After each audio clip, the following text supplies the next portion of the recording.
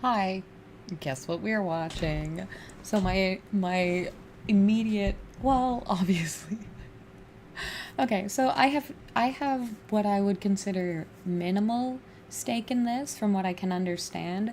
But the Americas turning into a Nazi country is really scary to me, and the fact that that could turn into like a war, Canada versus US kind of thing. Like, we share a land, but it's also very precarious, our relationships to each other and our relationships with not just each other, like United States to Canada type of, but also like the citizens within, you know, the confidence of Nazis and fascists to come out and be proud.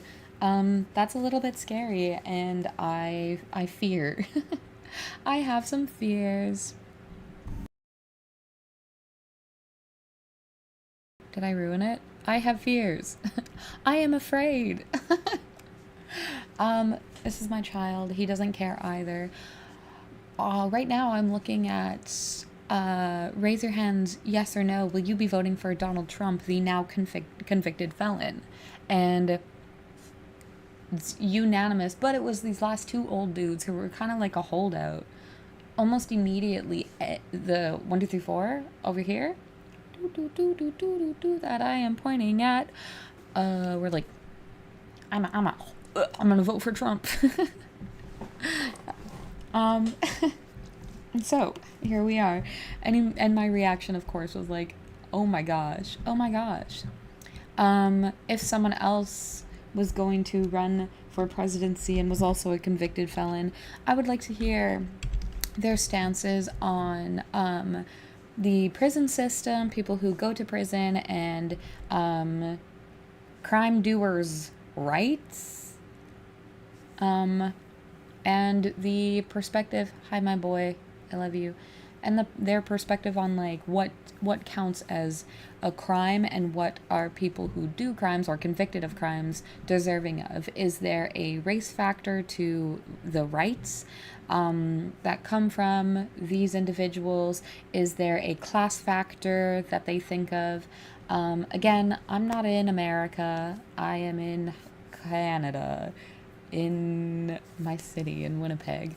And so my stake is not non-existent, but what we heard was Kyle. TikTok made me do it. I saw clips of Kyle, and of course I'm here to watch and take it in. So why don't we start from the very beginning? We are on 9 News' channel. This is from May 30th. Wow. Means nothing to me. Let's go. Pimp name Slick Bop.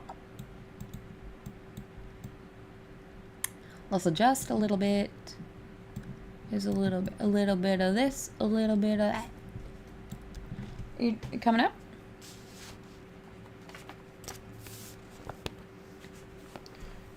Come on, yeah, show me how you do it. Shake that ass, girl. Woo, woo. Where you got? Where?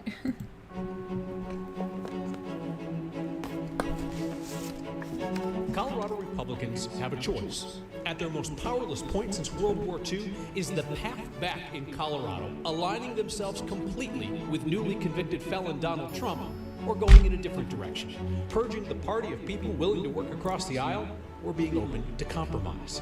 That is the choice for voters in the Republican primary for Colorado's 4th Congressional District. From the suburbs of Douglas County to the Eastern Plains to Loveland, it's the safest Republican seat in Colorado's congressional delegation. The winner of this primary will be the face of the Colorado Republican Party in the years ahead. Tonight, the candidates debate. This is Decision 2024, live from 9 News. Welcome to Next Presents, the race for Congress. Thank you for joining us tonight. I'm Kyle Clark. Now, Marshall Zellinger will be with you for the next hour with the 6 Republican candidates. Look at his little thing. That's so cute. Brand awareness. Keep your glasses on your tie. That's very cute. Great outfits, boys. This is cute. This is cute. Married man. I would love to see the fights that they get in. Both married men. Great outfits. I like this. Candidates running for Congressional District 4. So let's meet them. Congresswoman Lauren Boebert, who currently represents Colorado's 3rd Congressional District on the Western Slope, but has moved to Windsor to run in the 4th. Logan County Commissioner and former state lawmaker Jerry Sonnenberg. Conservative activist and former talk radio host Deborah Flora from Douglas County. State Representative Richard Holtorf from Akron. 3-time congressional candidate and mortgage broker Peter Yu from Windsor. And former State House Minority Leader, State Representative Mike Lynch of Wellington.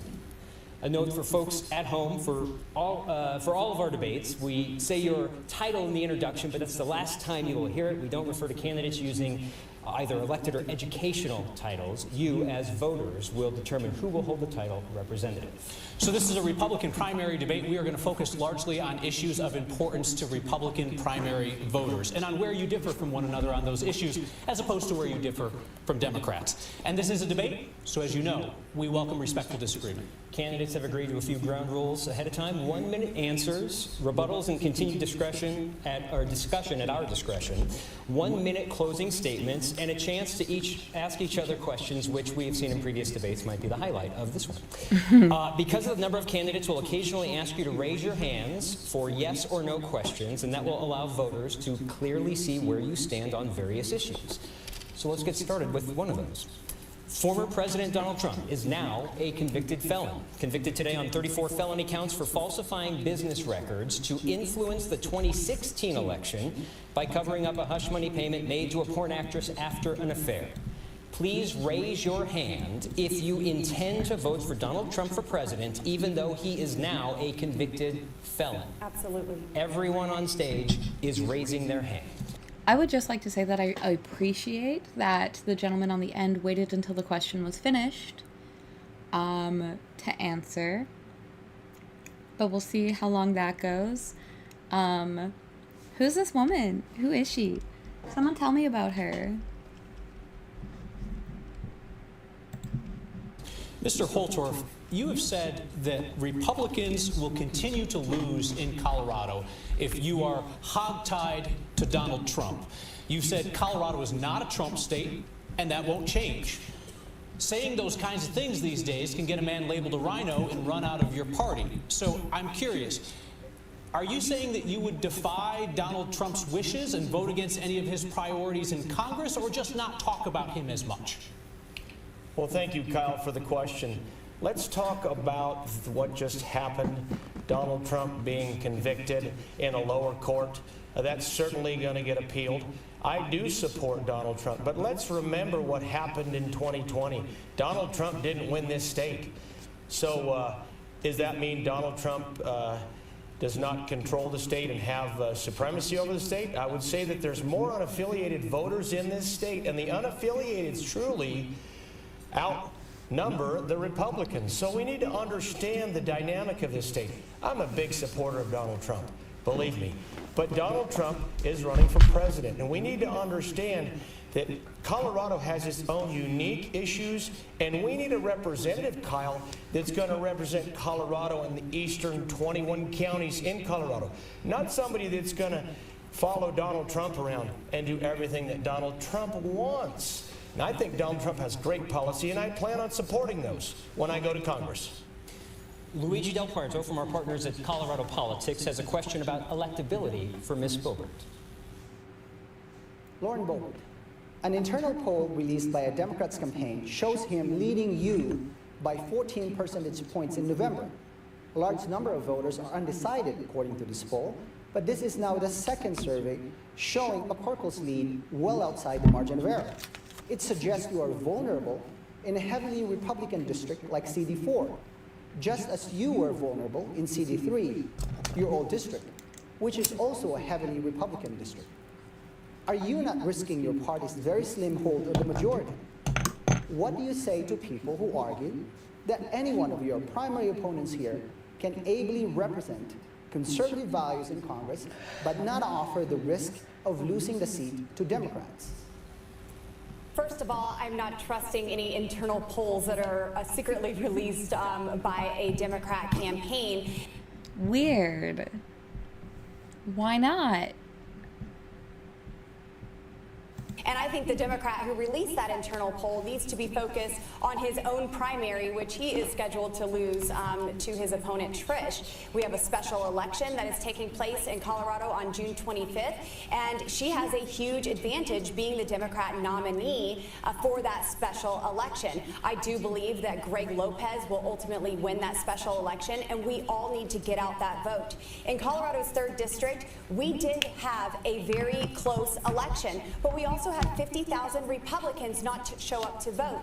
And maybe it's because those Republicans were frustrated at other elected Republicans who have failing conservative records, who refuse to stand with President Trump, and they felt abandoned statewide and nationwide. But no matter what, this is the time for us to show up and get out the vote. I do not believe me being here is making this a vulnerable seat. This is a huge move for conservatives in Colorado. So just to be clear, Ms. Boebert, you blame Republican voters for the fact that you nearly lost a safe seat and not your own conduct. When 50,000 Republican voters do not show up and think that their vote does not matter, that does make an impact on elections. That's why we have Get Out the Vote campaigns, and that is why we need to start collecting ballots and follow the rules that have been put in place by Democrats so we can start winning elections again.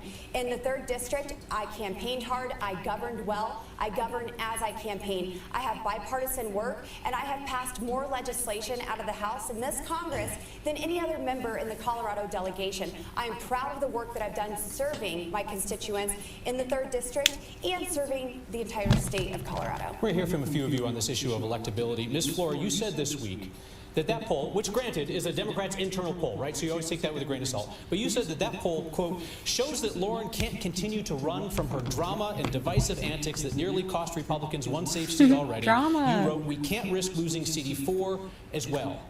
Talking about the safest Republican seat in Colorado's congressional delegation. Can you specifically outline for voters what you are talking about when you're referring to Ms. Boebert's drama and divisive antics? And do you really think it could lose a safe seat like this? Thank you for the question, Kyle. I mean, the reality is CD4 has been redistricted. It is now a 73% suburban, 49% unaffiliated district. I have traveled all over the 21 counties and will work very hard to represent the rural areas as well. But with this change, and with CD3 being 65% rural, this is almost a mirror opposite. As I've traveled all over listening to voters, so many of the unaffiliated voters are Republicans who've left the party because they're tired of the purge and purify, the drama and the dysfunction. And many also are unaffiliated voters who do not understand, because no one has persuaded them, that our policies are the very things that will solve the issues that keep them up at night. I do think it is vulnerable. I think the day of that will never happen in Colorado is long gone. And I think it's time that we have someone in this seat, which is one of the reasons why I'm running, where we can rebuild the party, where we can make it the big tent again. We can invite people to join us, and we can persuade our neighbors that we don't see them as the enemy. We see them as someone we want to represent and help solve the issues that are important to them. Yeah, because like when you become a representative, you're not just a person of your party or a person of the people, right? You're not just making decisions that align with you, the politician, you, the individual, you, the family man. You are required by law, by your duty, by the way of the job, to make decisions that are in favor of the whole that you represent. It's literally your job as a politician. You represent, all the decisions that you make are for all the people in your constituency. And it reminds me of like when the churches started being like, don't worry, we actually like gay people. Both because, you want to attract people to a religion. You got it? That has been used as a weapon against people to justify violent actions, emotionally violent, physically violent, spiritually violent, attacks on people that are deemed not good enough for God under some extremist judgmental views. But all the negative aspects of religion have been turned into like the expectation, right? So I guess in my earlier video today, in my earlier online stream, listening to the drama queen immediately go straight for Christianity, right? Like there's a reason there's a hostility towards hateful groups, because the majority of people don't want to be bombarded by hate or experience hate, especially not from their politicians, who are supposed to have their well-being, their personal individual well-being at heart. Bless you. What was that?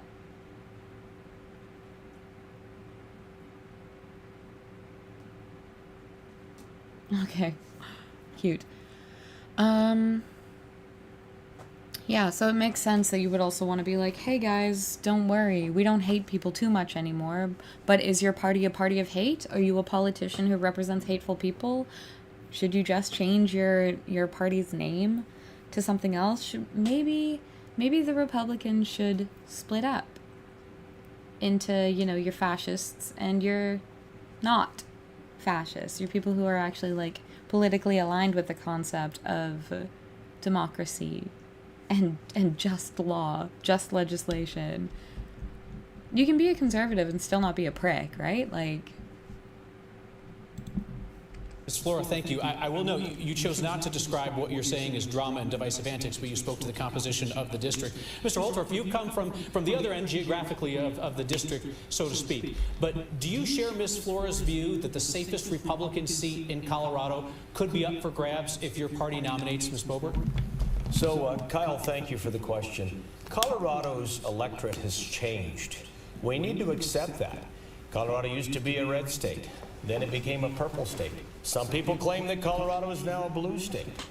If you look at the state house that I served in, 46 to 19, that's pretty blue.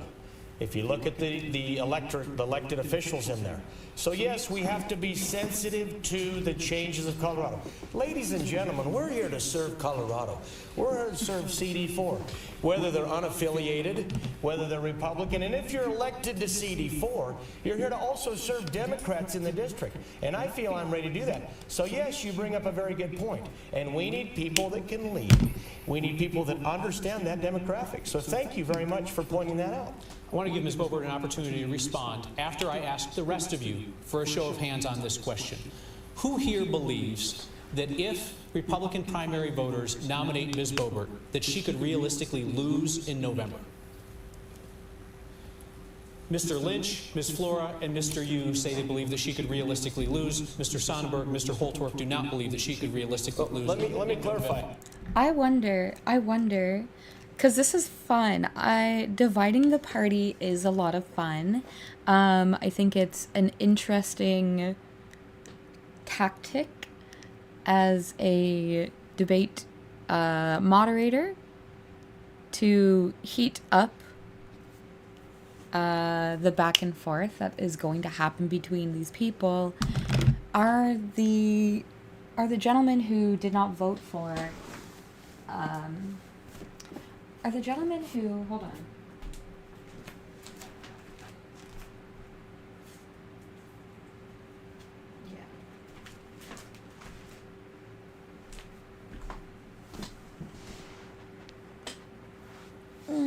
Are the gentlemen who kept their hands down abstaining from participating in confidently calling out representatives on their bullshit? Or are they voting no in support of Boebert? And this guy wants to clarify, so let's hear him. Say go. I answered the question, so I didn't know. Okay. You wanted. Do you believe that she could lose in November? It's very possible, yes. Okay, I'm going to raise my hand just to clarify. It's possible. Okay, thank you. Ms. Boebert, Okay, to respond cool. to what they've said. Yes, well, it's interesting. And she wasn't allowed to vote, so really only one person said that they believe that there's no way she could lose. And obviously, okay, so I don't understand anything about American politics, but if I'm gathering this correctly,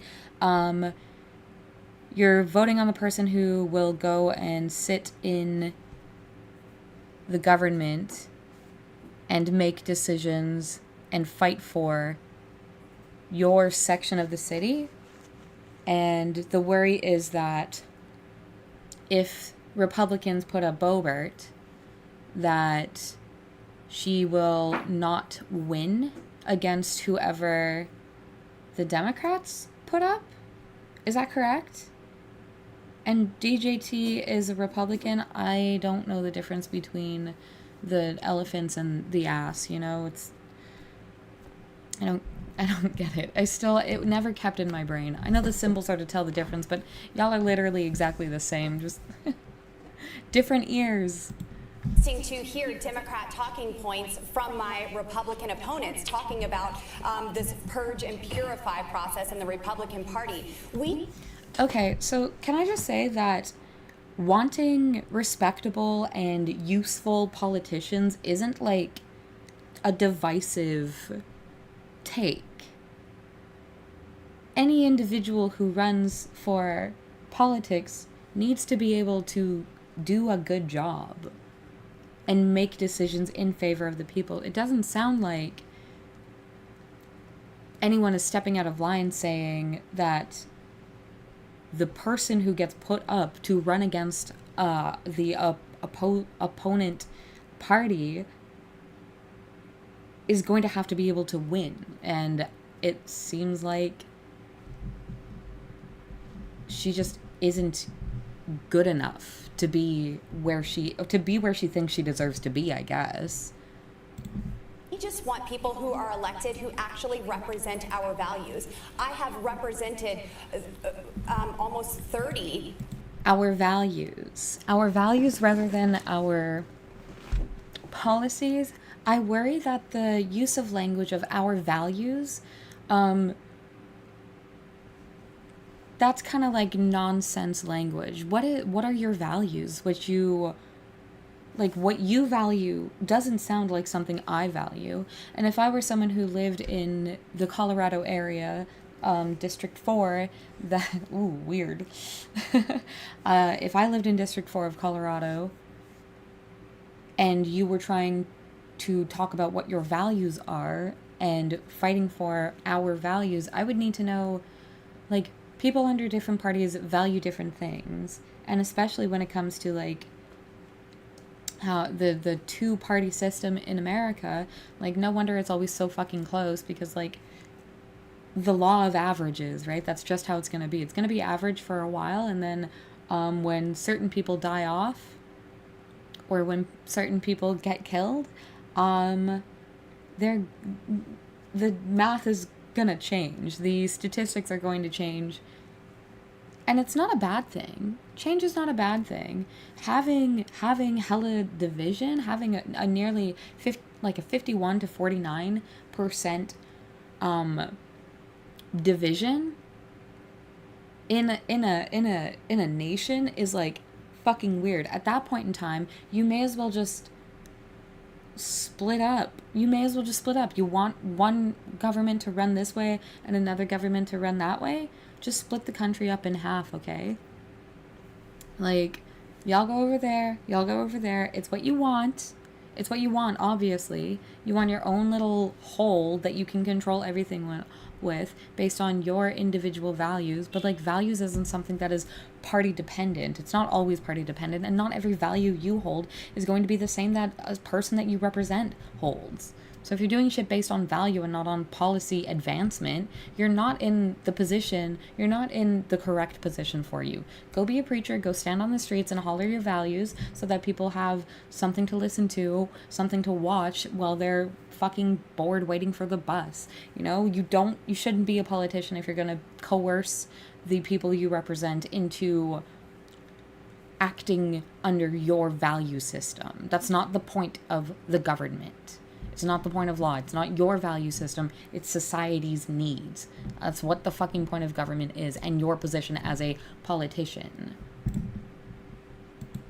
rural counties in Colorado, and I am seeking to earn the support and votes from 20 more plus Douglas County. And having that on the ground work has shown so much unity in the Republican Party and bringing unaffiliated voters on our side. Having bipartisan legislation, having good governance in Washington, D.C., opening up the House floor for amendments to empower representatives to represent their constituents, and even working with our state's senators to get legislation across the line. I do not believe that I will make this seat vulnerable. This is a Republican district, and they want a Republican who has a 100% conservative voting record, as I do. Thank you.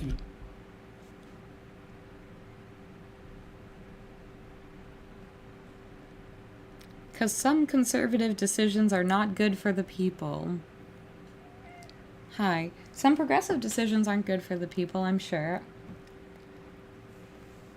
But, like, some conservative decisions damage people, which make them bad choices, especially under the law and under the whole concept of, like, equal application, equality under the law. Like, the application of the law needs to treat all people with a sense of sanctity, I guess. Ms. Boebert, many of you have identified immigration and border policy as the main issue in this race. So we're going to spend some real time now exploring that issue and your views.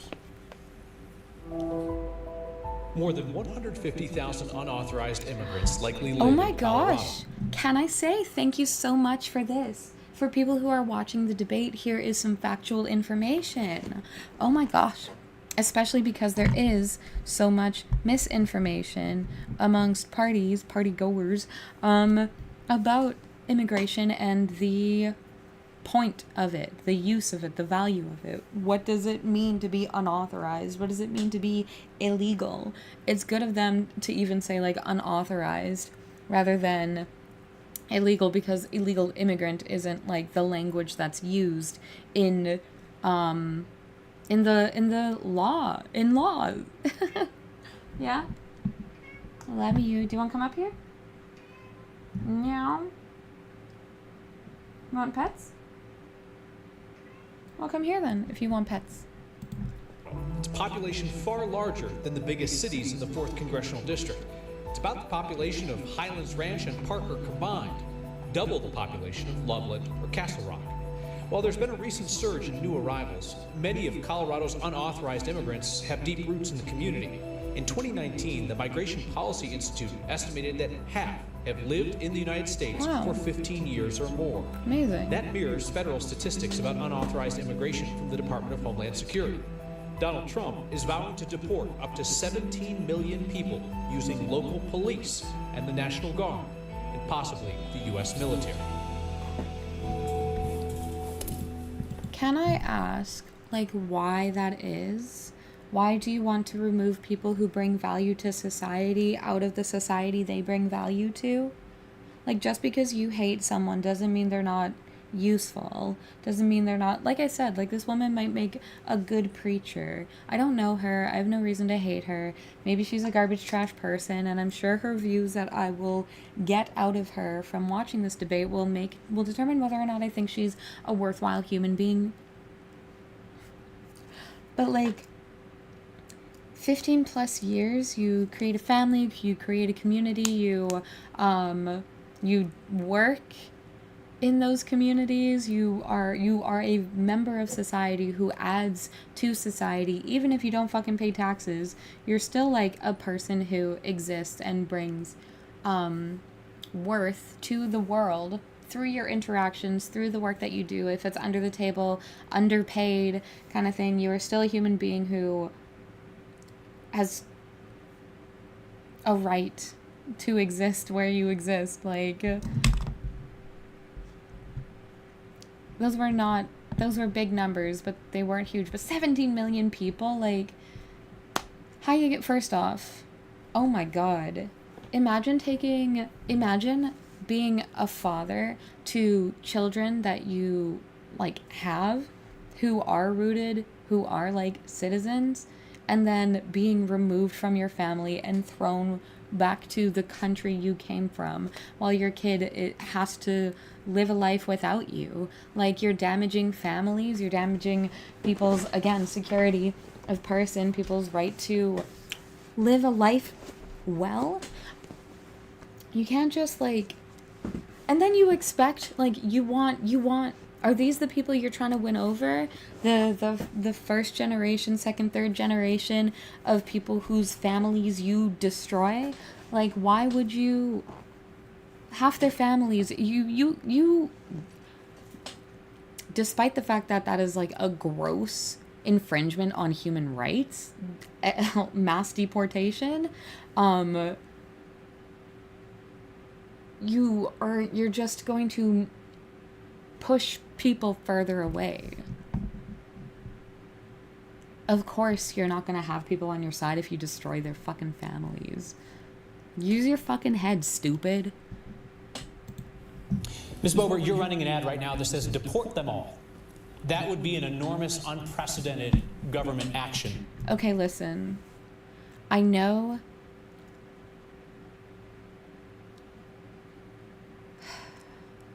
those are not her colors, okay? The pink is not her color. The tan that she has, the fake tan that she has, is not her color. The obnoxious red lip that she's wearing is not her color, and her eyebrows they look like chalk. They look like someone put chalk on her head. And I know that that's really garbage of me to make fun of this woman and the way that she looks, but she also doesn't strike me as the person with the personality worth cherishing. And again, I'm hoping to be proven wrong. I'm hoping that maybe she'll have some sort of important, impactful, meaningful, useful thing to say in favor of the people, human beings, which she represents. Human beings that she obviously fucking hates. Like, ew. Why so hateful? You are so ugly. You're so ugly. Like, also, you know what, I'm looking at her and she definitely straightens her hair. I bet she has, like, full voluminous, like curly, beautiful hair. And this bitch, ooh, this is not good lighting for her. I don't know. I feel bad for her, honestly. Like, she looks suppressed. And, like, what an ugly feeling. What an ugly thing to be. Ugh. Yeah, see, that's the pink. Ooh. It's such an ugly pink, too. Yuck, that's not a pink for anybody. I don't know who told her that was the right fit for her to wear, but I want to say probably they're out to get her.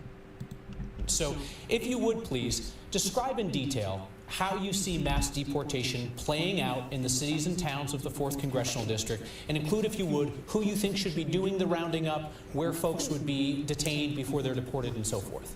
First of all, having over 10 million illegal aliens coming into our country in under 4 years, this is unprecedented, and this is a massive lift from the federal government. When you have Joe Biden's administration... Again, the language is intentionally divisive. Illegal aliens is a dehumanizing phrase, which isn't correct. It is blatantly incorrect. And it is violent language used to dehumanize a group of individuals who can't live in their home country anymore. Bitch, you think people want to live in America? You think people want to be in the United States of America with all your violence and abuse and hate? Like, there's a lot of good. That's plastic, baby. You don't need to eat that. Here. Play with this instead.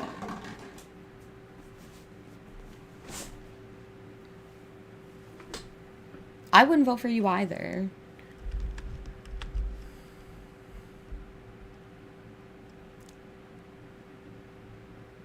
At least her teeth are straight.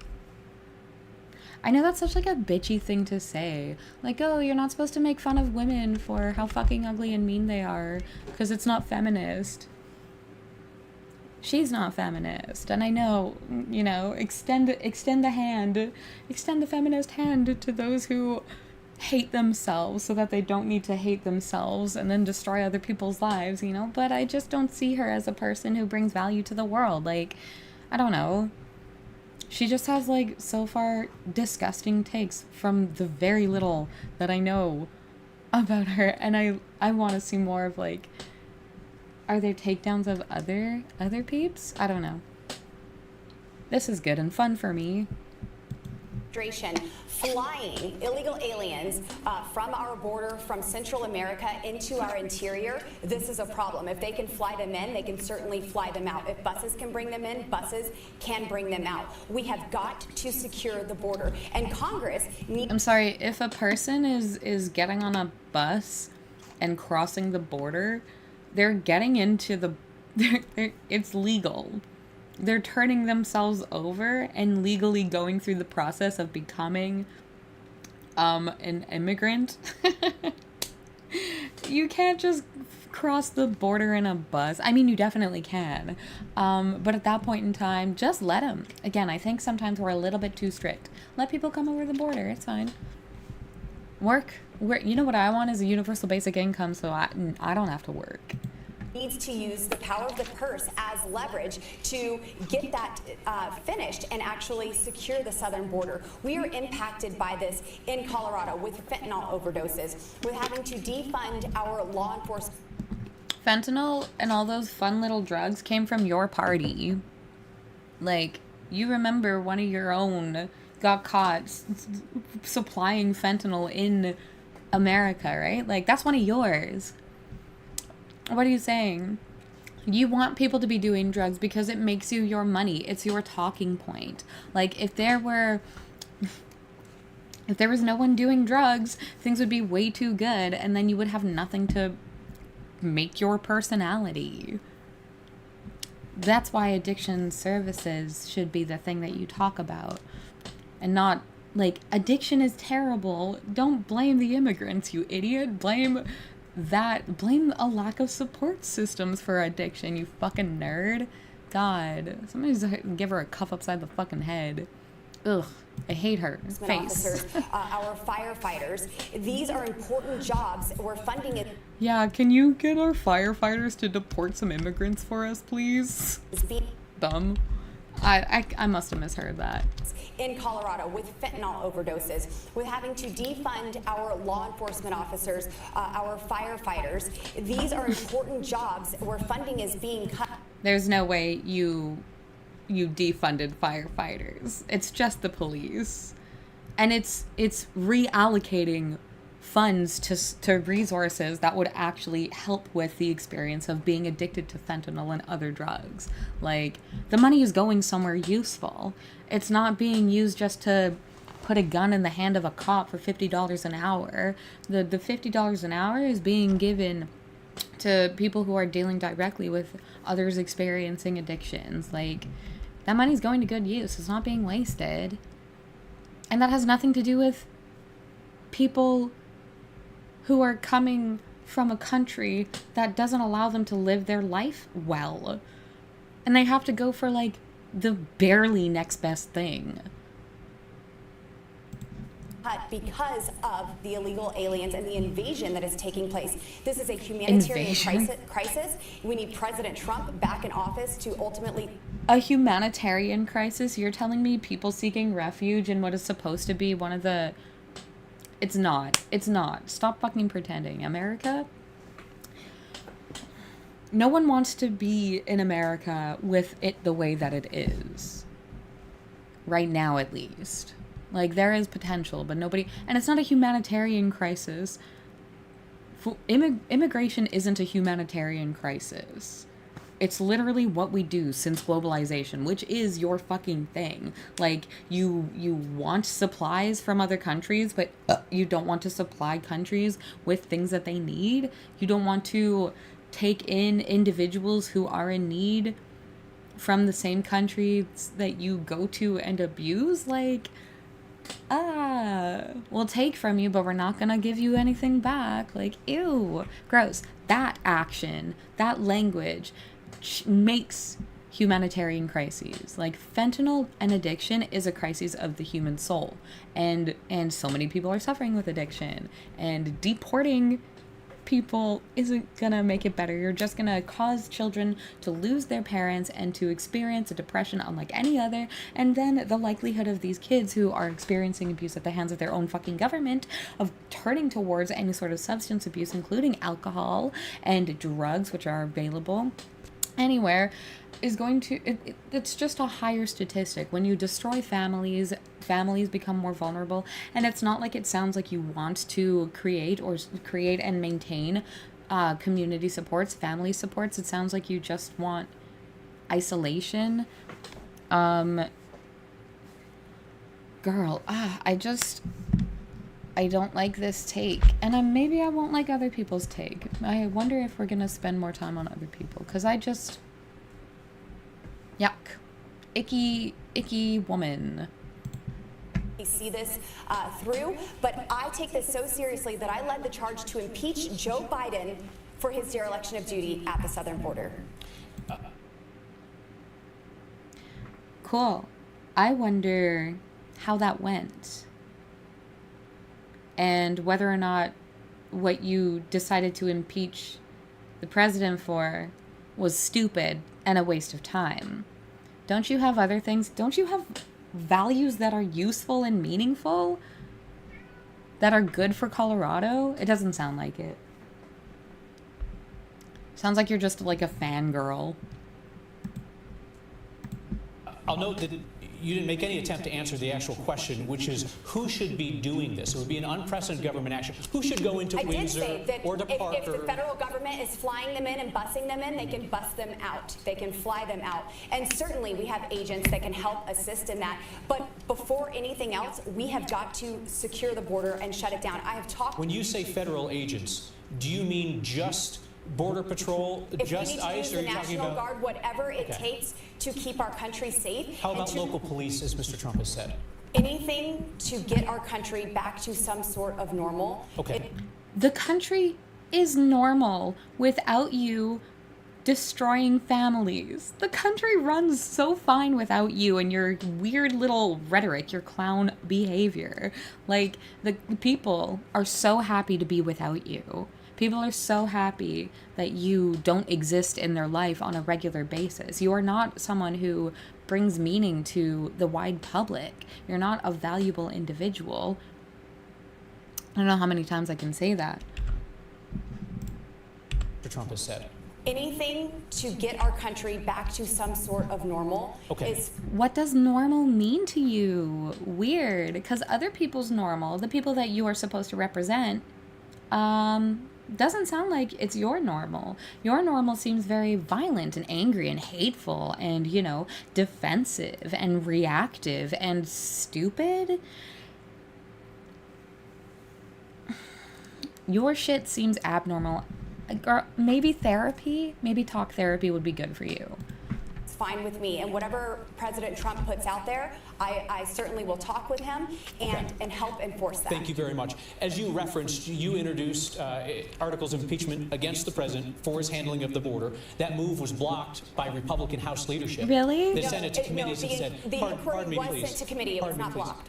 It was blocked by sending it to committee, so you didn't get the full House vote that you wanted. No, so I did get a full House vote, and it was I sent to apologize. This is committee. going to be a long evening if you Okay, speak well, over the facts, say okay? it right. So question Shut the fuck up, bitch. for everybody up here. Please raise your hand if, based on what you know now. Also, embarrassing, disgusting, disrespectful behavior. I wonder, has she thanked him for the question? Etiquette and decorum is language that's used when it comes to interacting in situations like this. If she's got such a volatile and weirdly reactive reaction to simple questions and statements of fact, I mean, I don't think she's going to be a very good person to have in-house. Although it does sound like she's desperately advocating for, like, whatever normal she thinks is acceptable for Colorado. So, I don't know. She sounds like she is a excited, easily excitable advocate for the things that she believes, but not in any way that is like useful or meaningful. Again, she could be someone who stands on the streets to put her ideas out there, but I don't think she cares enough about anyone or people to be someone worth spending time on. So here I am, spending almost 45 minutes. Here we go. Let's keep going. You would vote to impeach President Biden over the House vote that you wanted by Republican House leadership. They sent it to committees and said, Ew, and her Committee, it was voice. not blocked. it was blocked by sending it to committees. Committees and said, The pardon me, was please. sent to committee, it was not blocked. It was blocked by sending it to committee, so you didn't get the full House vote that you wanted. No, I so did get a full House vote, and it I was sent to apologize. This is committee. going to be a long evening if you Okay, speak well, over the facts, then okay? say it right. So a question for everybody up here. Please raise your hand if, based on what you know now, you would vote to impeach President Biden over his handling of the southern border. Would you vote to impeach him for that? Everyone but Mr. You. Thank you very much. You guys, can you relax? Okay, so let's explore that. So because y'all don't like the way that President Biden has dealt with the border, you think that his upholding you have an expectation of the duty that this president is supposed to be doing, and because he did not do it the way that you wanted it to be done, you would like to impeach him. And impeachment doesn't come just because you don't like the way your president is making decisions. An impeachment comes when your president does a motherfucking crime. And so even given like your first vote, the fact that you were like, yeah, I would vote for a criminal, even if you did impeach Biden, even if that did follow through, despite the fact that your legal system should never allow that shit to go through.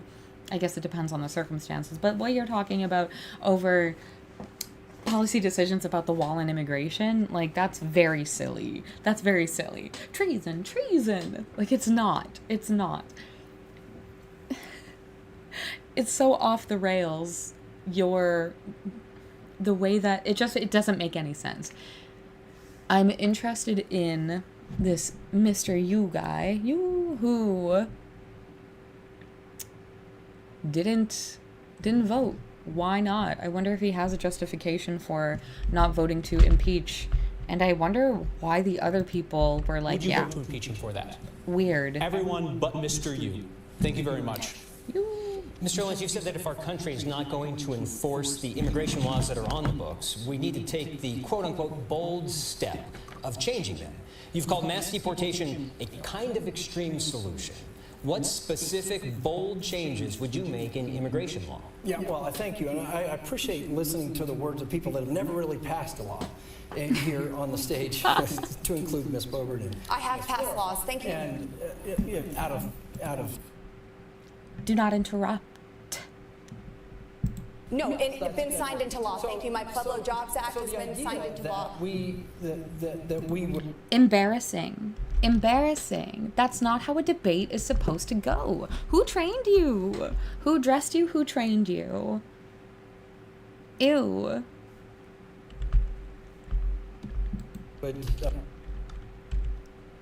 Law, thank you. My Pueblo Jobs Act has been signed into law.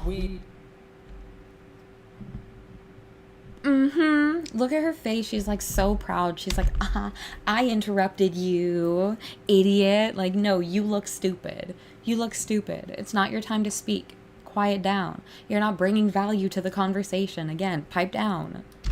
That we would just blanketly go after here on the stage, to include Ms. Boebert and I have passed laws, thank you. and out of. No, it's been signed into law, thank you. My Pueblo Jobs Act has been signed into law. That we would just blanketly go after. We have a number of migrants that come into our state every year to work in our fields. So if we just blindly start rounding people up and sending them across the border, we run the risk of seriously impacting our ag community in this state. So the idea that we have folks that have never really done legislation trying to promote these sort of policies is very dangerous. These are issues that require smart, in-depth discussions before we go and start doing something as silly as, hey, let's just put buses and put them on them and get them out of here. Okay, so you've Yeah, it seems like she doesn't know how dependent she is on immigration, immigrants, and immigrant families for her fucking economy, which I imagine she cares about, but I also imagine she doesn't know what that means.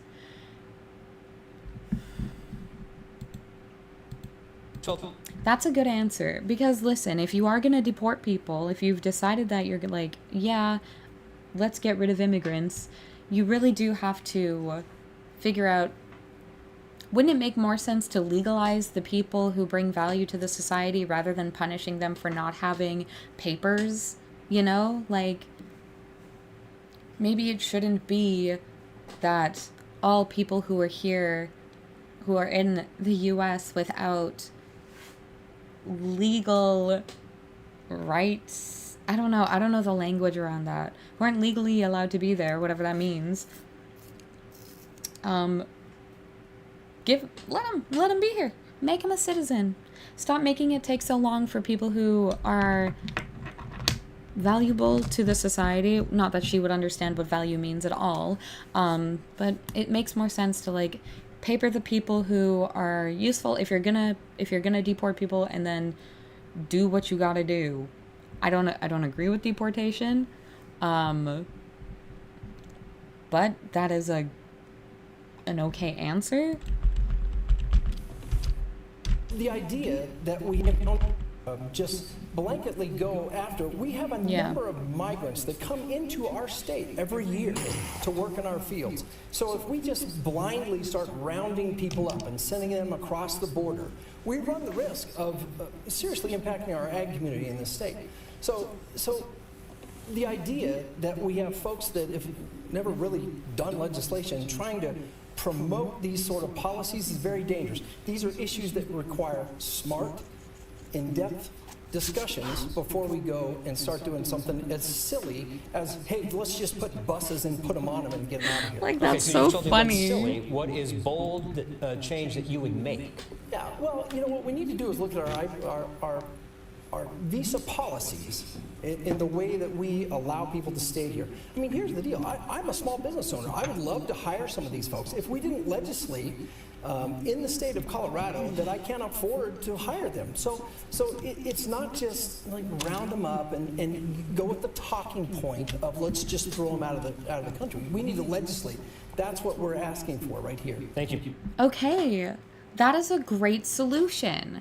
And obviously within a minute, it's hard to get in depth about that, but it is important to understand that, the point of being a politician, you have to have the answers and the ideas to make sure that the human beings who, again, bring value to your society, like, people are so, you're like, oh, you're lazy, you're bringing drugs and shit, and it's like, bitch, no, people like working jobs that bring them joy. People like working in situations that bring meaning to the world around them. People like having families, buying stuff and participating in society. That's the only reason why we're alive, is to live and enjoy ourselves. And I appreciate this guy's answer being like, listen, I would love to hire people who need jobs if they wanted to work and they were able to work. Like, that is a good answer. That is an answer that is, like, again, in favor of the people. And I think that is a fair fight to have. I wonder what kind of battle that would look like for this man if that's something that he moved forward with. Especially within his own party with, like, fucking freaks of nature like this Boebert bitch. Mr. Lynch, how many of these 10 plus million illegal aliens have visas? We are not talking about visa holders here. And I understand. No, but that's what he's saying. He's saying change the legislation so that visas are accessible. Like, yeah, he fucking knows. That's what he just said. That you are promoting this indentured servitude and do not want people to come here and live the American dream. I've been to naturalization ceremonies, and coming here the right way is the most precious thing that our country offers. It is so generous that we... Coming here the right way? Okay. Okay. allow the Is the American most dream. precious- I've been to naturalization holders here, and I understand that you are promoting this indentured servitude and do not want people to come here and live the American dream. I've been to naturalization ceremonies, and coming here the right way is the most precious thing that our country offers. It is so generous that we The most precious thing your country should offer is the space to be where they are. Like, just give them papers, bro. It doesn't have to be this whole ass thing. allow 1 million immigrants to come into our country, and they take that very seriously. And for you to stand here and just say that you need workers, I think that that is gross, and it is nowhere near on point. You're talking about visas, and that system is broken and needs some repair. But these That's what he said. 10 million illegals do not have them. Congresswoman Boebert, I would love to see, Congresswoman, your legislation that you've done to do this. What is it? Because you Yeah, literally. passed nothing. We are in divided government, and I have passed legislation out of the House of Representatives. I work in the House of Representatives, not in the Senate, and I'm not in the executive branch. But I have passed legislation to secure our border. Passed no legislation. Yes, I have. And to defund sanctuary cities. I have passed over 70 amendments to the House floor, a process that I fought to make available in the House of Representatives, something that hasn't Let happened me in over help a out Lynch, decade. because we don't want to have Mr. Lynch, thank you very much. Mr. Holtorf, boxing match here. Mr. Holtorf, there's a question coming for you. Hold on a second. We're talking about jobs, right? Workers, right? But workers hold jobs, right? Jobs mean a lot to people, whether you are in this country legally or not, right? And also, jobs matter to the overall economy. A question on this for Mr. Sonnenberg. You have also called for mass deportations, and let's talk about that economic impact. So economists have said that Trump's plan would deport about 4.5% of the American workforce, and that would likely cause a recession and inflation as that many workers vanish out of the economy. As CU Denver... Whoa, that is like a sickening number. 4% of an entire population is a fucking chunk.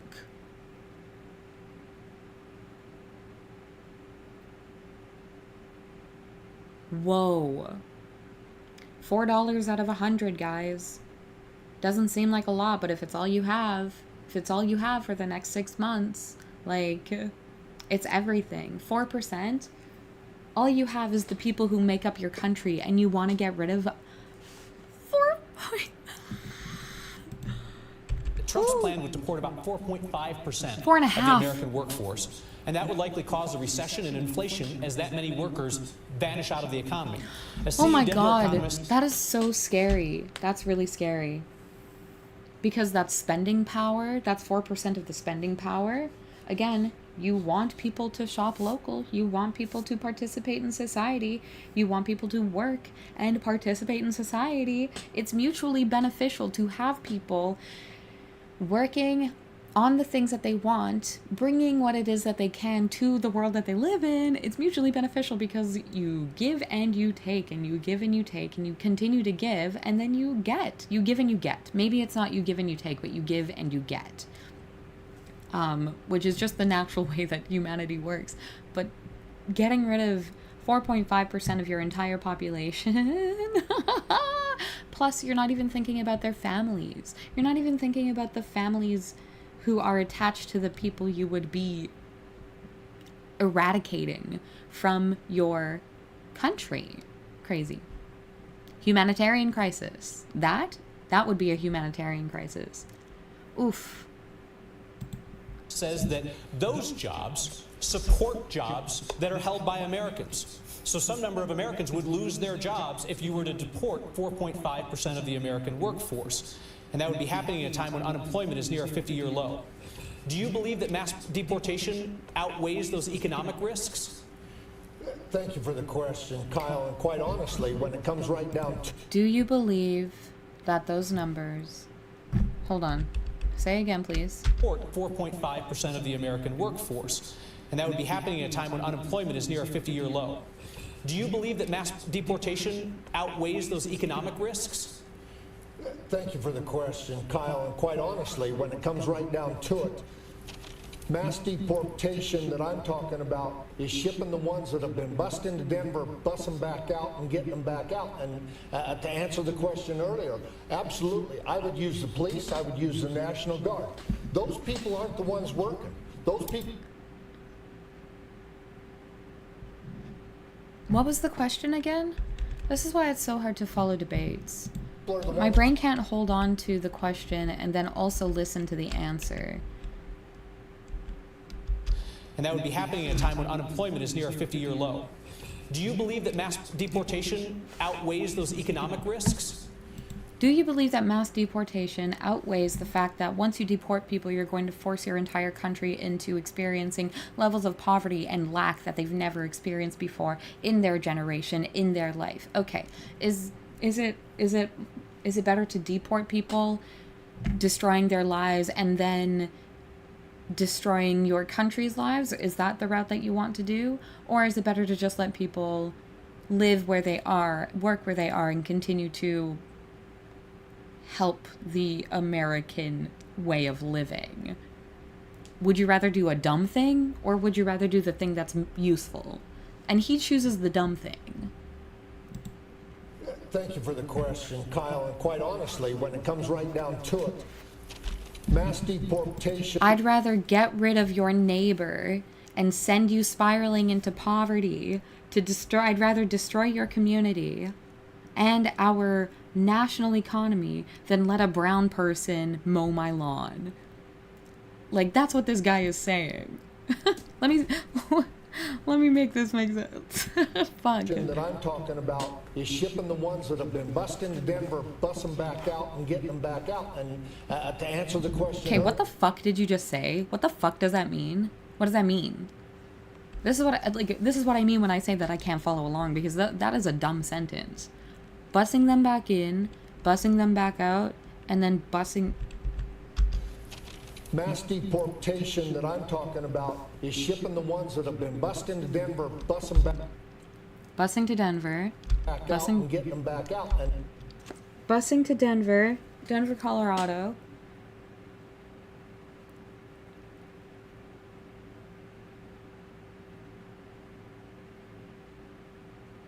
Okay, so you want to deport the people who are going across the border by bus.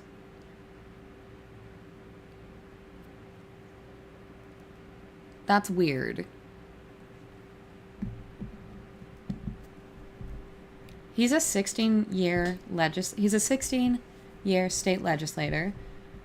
I don't know. Oh, Attorney General at Hall of Fame, is that right? What did he do? Who cares? That's not impressive. He doesn't seem like an impressive person. Logan County Commissioner, what does that mean? That doesn't mean anything to me. Farmer and rancher. Prove it. He doesn't sound like he cares about farmers or ranchers. He sounds like he makes money off of people who farm and ranch. to answer the question earlier, absolutely. I would use the police. I would use the national... Okay, so just so I remember, and you remember too, the question that he is answering right now from later is like, how would you deport people? I'd overpay the cops to get rid of more people. Fucking crazy. $54 an hour. I'd pay cops overtime to deport people who bring value to the world.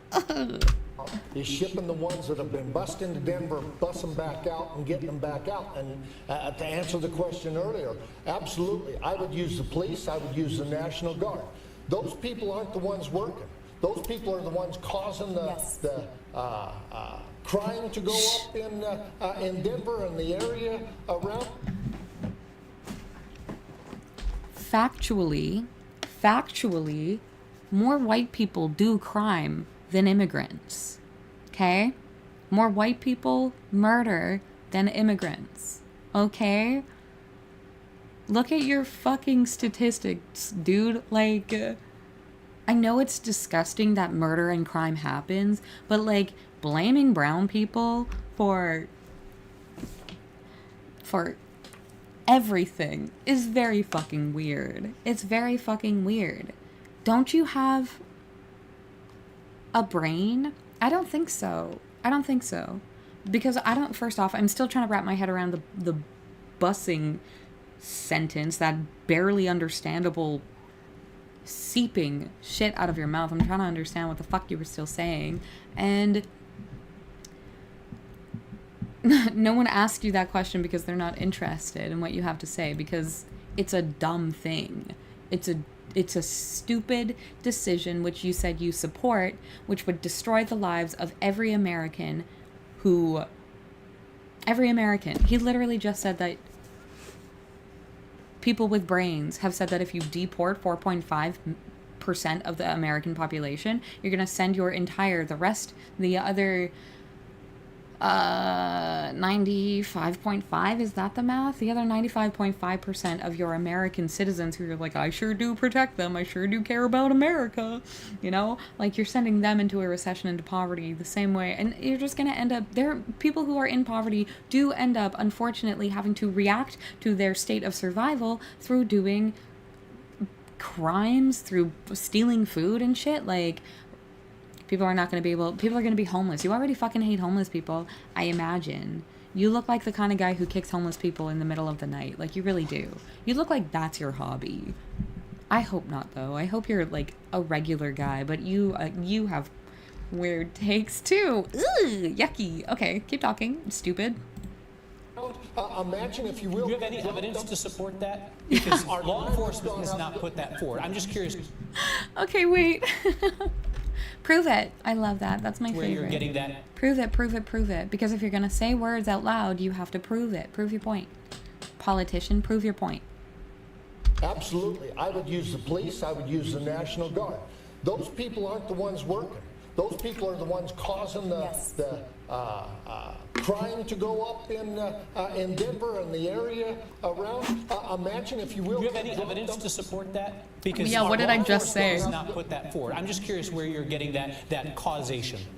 I'm looking at the correlation between the crime rate going up and the immigrants coming in. Crime rates going up is not demographics of crimes.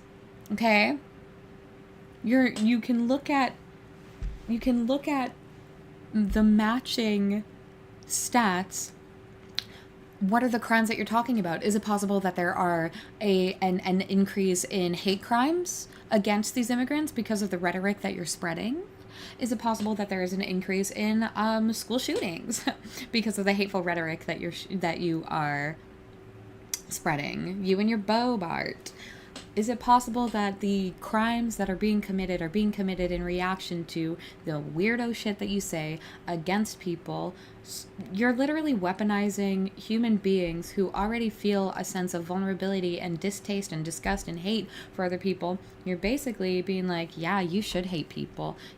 Anyone who does violence for the name of their government or a race thing, you've been so manipulated, and it's so sad. It's really, really pathetic. It's just so fucking pathetic. And I feel bad for you. I feel really terrible because you have guys like this being like, look at the lines. Look at the parallel lines. Look at the lines, how close they are. And they go the same direction, so they must be related. Bitch, you gotta go a little bit deeper than that. You gotta use your brain if you're going to say, look at the lines. Haven't you looked at the graphs? People who know what the fuck they're talking about do not need to be like, look, can't you see? This is right. It's not valuable statistics, just pointing your arms upwards. I wish you were a nerd, because at least you'd have something that makes sense to go off of. But you're just a politician, and you're barely even that, it sounds like. At the same time, just looking at those two rising at the same time. So I would attribute that. But ask yourself this question. If indeed you're dropped off in a foreign country where you don't know anybody, don't have any avenue for sustainability, don't have a job, what do you rely on to feed and take care of your family? They don't have an option. This is a humanitarian issue, and they need to go back home where they can actually do the work they need to support their family. Mr. Sonnenberg, thank you. People who come to America, people who immigrate to other countries fucking work. People who immigrate to countries work, first off. Second, you have people in your own country who you do not support status or not, right? Like, you don't even take care of your own citizens. I don't imagine you would give a fuck about other people who end up, like, your community members. Your community supports your community members. It sounds like you're, ew, and look at his dumb face. Yay! Take a really good look at this, because that is also what his butthole looks like. Ew, ew, ew, ew, gross. Ugh.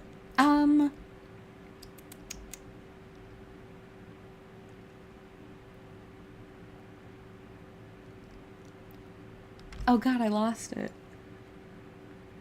Leave immigrants alone. Oh yeah, you don't even fund support systems for your own citizens, right? Like, the fact that there are organizations that are out there that are fully welcoming to people who are of immigrant status, and say, we are organizations that support you, we support families, we support all people, because it is a human right to exist in a place that keeps you safe, that you feel safe in, that other people feel safe enough to act happily, act well, act kindly towards you. That is a gift, and that is a human right. The fact that there are organizations out there saying, we want to support immigrant families, we want to support families and people in general. When you make decisions that go against that very kind and socially productive, those socially productive actions and organizations, you're basically saying that you want the deterioration of your society. And again, that is not the fucking point of a politician. You're not supposed to be making your way up so that you can destroy everything around you. I mean, unless you're planning on building it to be a better place, but it doesn't sound like you and your butt mouth have any sense or any reason to care. I don't know. Very disappointing. So disappointing. Gosh, I hope you get better, because you sound like you have a lot of sadness in you, and not a lot of empathy or care for people at all. I don't think you would be a very good leader, honestly. So far my vote is with the dude on this side. The one in the blue. Where they can actually do the work they need to feed and sustain them. Yeah, like, this is weird. Oh, see, the community has to feed them, so we should just get rid of them. Like, no, support the people who want, support your people. Ability don't have a job. What do you rely on to feed and take care of your family? They don't have an option. This is a humanitarian issue, and they need to go back home where they can. I really think these people need to understand what a humanitarian issue is by definition, because it's not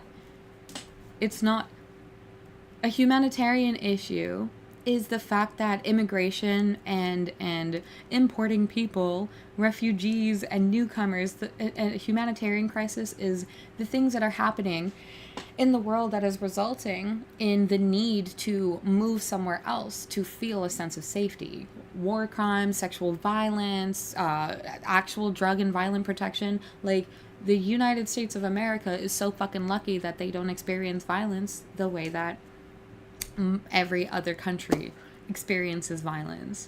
They perpetuate it, yeah, sure, and on people through abuse of government and legislation, and through their whole, like, race superiority thing.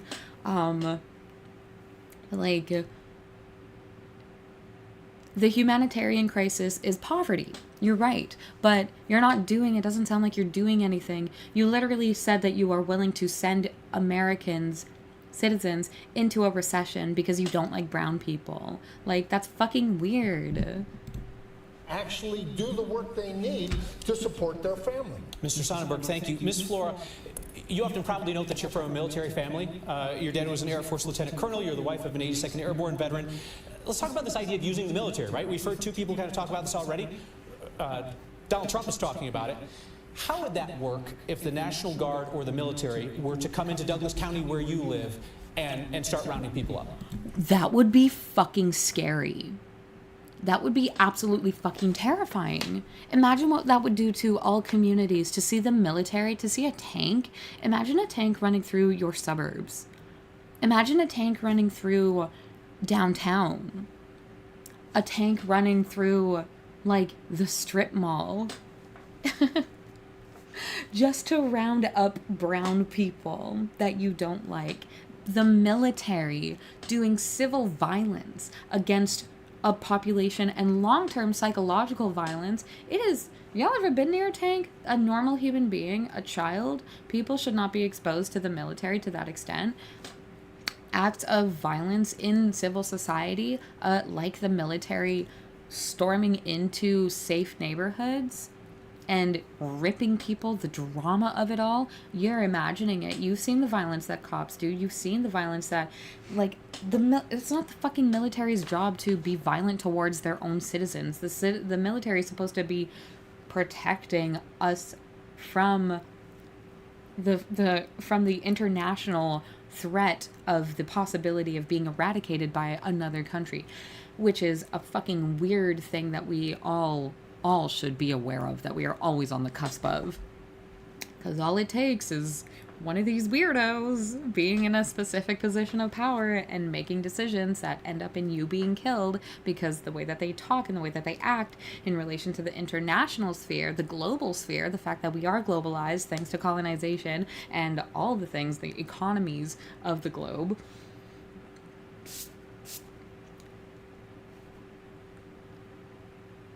Military vehicles in normal neighborhoods is an overreaction, and especially when deporting 4.5% of your population will inevitably cause harm to the rest of your nation. Like, it is a bad decision to fight for the deportation of people, especially, it sounds like, in the United States. I don't know shit about the stats in Canada, but if that's what human beings who know what they're talking about are saying, you gotta listen. You need to change your opinions and say, yes, I hate brown people, but I'm not gonna deport them because it'll end up in you suffering. You know, like, be racist, okay, but don't make other people suffer because you have no personality.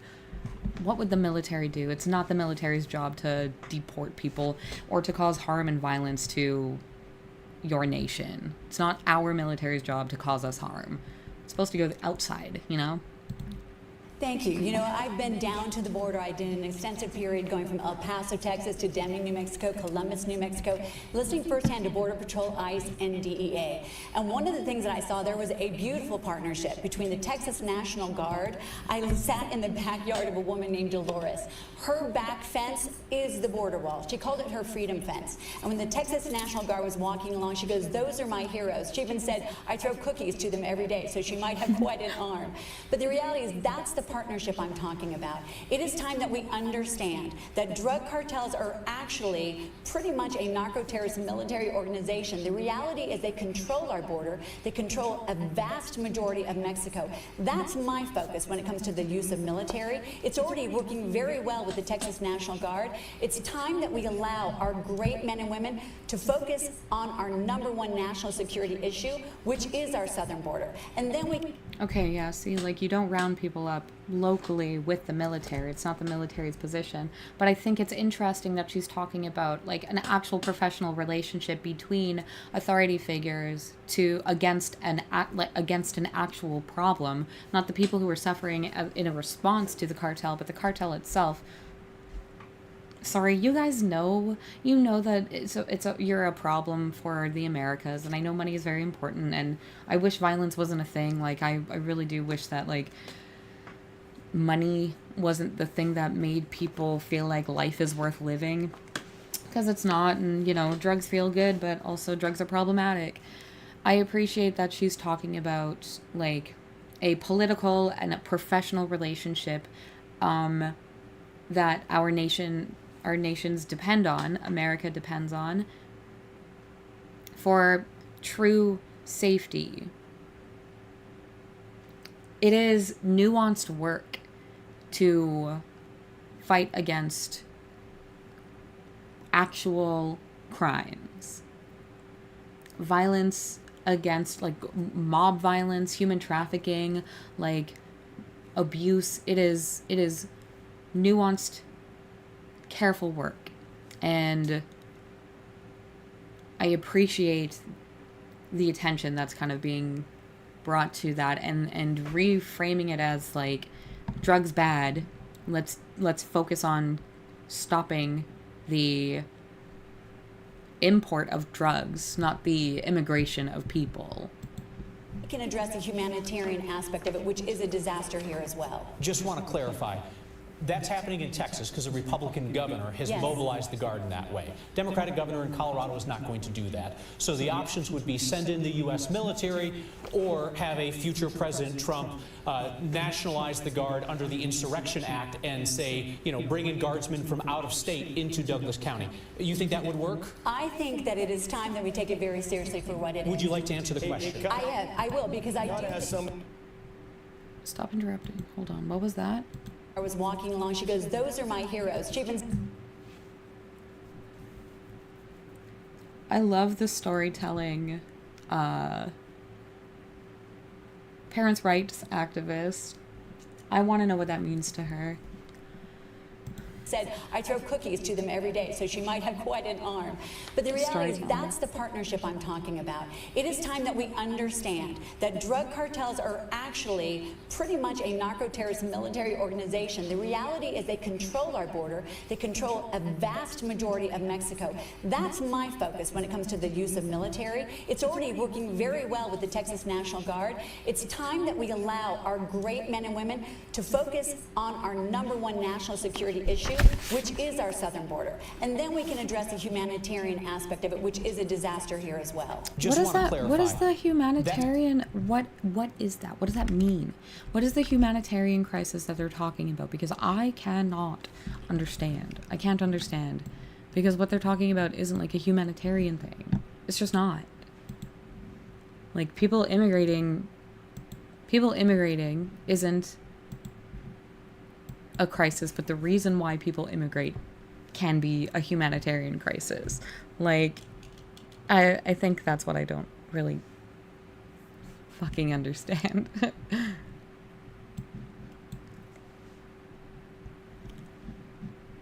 Tell me more.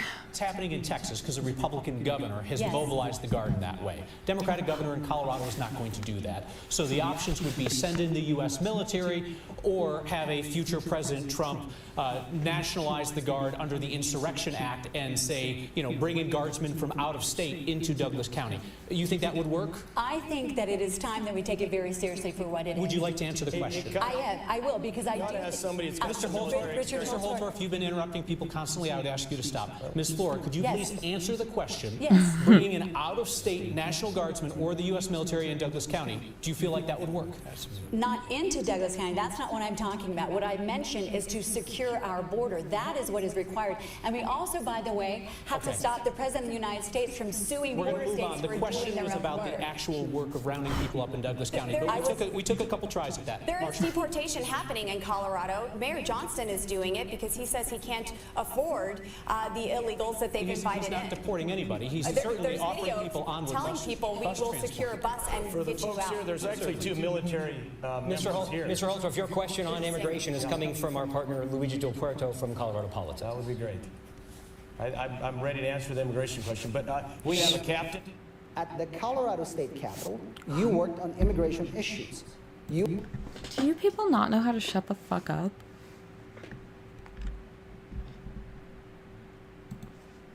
Again, shut up. Like, that's embarrassing. Mr. Holtorf, your question on immigration. Bus and For the get you folks here, out. there's actually two military members here. Mr. Holtorf, your question on immigration is coming from our partner Luigi Del Puerto from Colorado Politics. That would be great. I'm ready to answer the immigration question, but we have a captain. At the Colorado State Capitol, They cut him off. That's very good. you worked on immigration issues. You introduced a measure to repeal the state's so-called sanctuary laws. Say you were in Congress at the time that a He hates that this man is this color. He hates that he can't understand what this little man is saying. He's like, I want to see a white man for sure. He's like, I bet your parents were immigrants too. a bipartisan group of lawmakers pushed for a comprehensive approach to America's illegal immigration problem. That proposal, among its many provisions, would have given the Department of Homeland Security emergency authority to shut down the border if the encounters reached a certain threshold. Yes or no? Would you have voted for it? Please explain your answer. So I'm going to start with explaining the answer, and then we'll talk about the yes and no. But first of all, there's two people that served in the military. There's one person that served in the National Guard. Okay, you need to answer the question. You're trying to make a point on something which no longer matters. The question has been asked. Answer it. You look unprofessional. You look embarrassing. And I don't think it's fair to your audience to cling to something that would be considered a distraction from a fair and transparent answer to whether or not you would vote for whatever bill just got mentioned. I want to hear that again because I actually don't understand the question. You count, push, say, introduce. Mr. Holtorf, your question on immigration is coming from our partner Luigi Del Puerto from Colorado Politics. That would be great. I'm ready to answer the immigration question, but we have a captain. At the That's what I mean. His shit was so fucking distracting. My brain was like, ooh, the drama, the drama, the drama. What's on about this? Okay, we're back in it. Luigi Del Puerto. Colorado State Capitol, you worked on immigration issues. You introduced a measure to repeal the state's so-called sanctuary laws. Say you were in Congress at the time that a bipartisan group of lawmakers pushed for a comprehensive approach to America's illegal immigration problem. That proposal, among its many provisions, would have given the Department of Homeland Security emergency authority to shut down the border if the encounters reached a certain threshold. Okay. Yes or no? Would you have voted? Okay, so would you have voted for a bill that gave Homeland Security permission to shut down the borders if they counted X amount of immigrants, illegal immigrants, or like any and all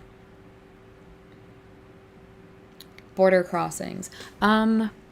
What would that do to the world, and what would that look like? What would that do to America to isolate them from people coming in?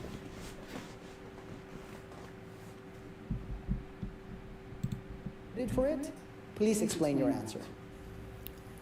So I also think it's fucking, this is also like another form of disrespect towards his constituents, is being like, let me explain, and then I'll decide to make it as confusing as possible. Like, just answer the question. You don't have to beat around the bush, and you also should be just answering the question. I don't want to hear his thing on, listen to how many people were in the military here. What about me? I'm going to start with explaining the answer, and then we'll talk about the yes and no. But first of all, there's two people that served in the military. There's one person that served in the National Guard. There's one person that's a retired colonel that actually knows strategic studies and understands how the National Guard and the active duty works and how they can work together under posse comitatus laws. So let's talk about immigration. First of all, nobody here may know, and I know, Kyle, you don't know. What was the point of that? What was the point of that, what you just said? Explain yourself. Marshall, you don't know that my father was an immigrant. My father came from... Where do we think he's from? White guy.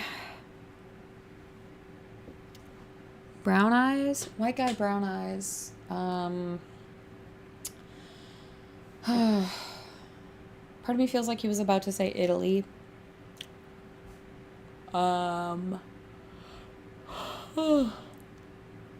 Maybe Germany. Or the Ukraine. From Spain. I was... Spanish. Were you the colonizer version of the Spaniards, or were you like the actual Spanish ones? Because, not to be racist, but I'm looking at you. I was born in Spain. Yo hablo español. Mi idioma de nacimiento era español. Yo puedo conectar con la gente que están inmigrantes. You guys don't know this, but I do. Okay? First of all, let's talk about immigration. It's very complex. And there's a lot of people here that want to be in this country, that want to become U.S. citizens, and many of them should have the right, just like my father. Okay, now with respect to the bill I ran, the bill was to repeal the 2013 laws in Colorado that said you cannot allow local or state government to work with ICE. Do you think that the local and state government should work with the federal law enforcement when we have such mass immigration and there's criminal elements in this country? I say yes, and that's why I ran the bill in the state. Unfortunately, it was not passed. Okay, now, but this is very complicated. Mr. Holtorf, you gave 30 seconds of a biography, and that was your choice. Thank you for your answer. Mr. Okay, Yu. but at least you know a little more about me, Marshall. Thank you, Mr. Holtorf. Mr. Yu. Answer the question. People can look you up. People can wiki your shit, bro.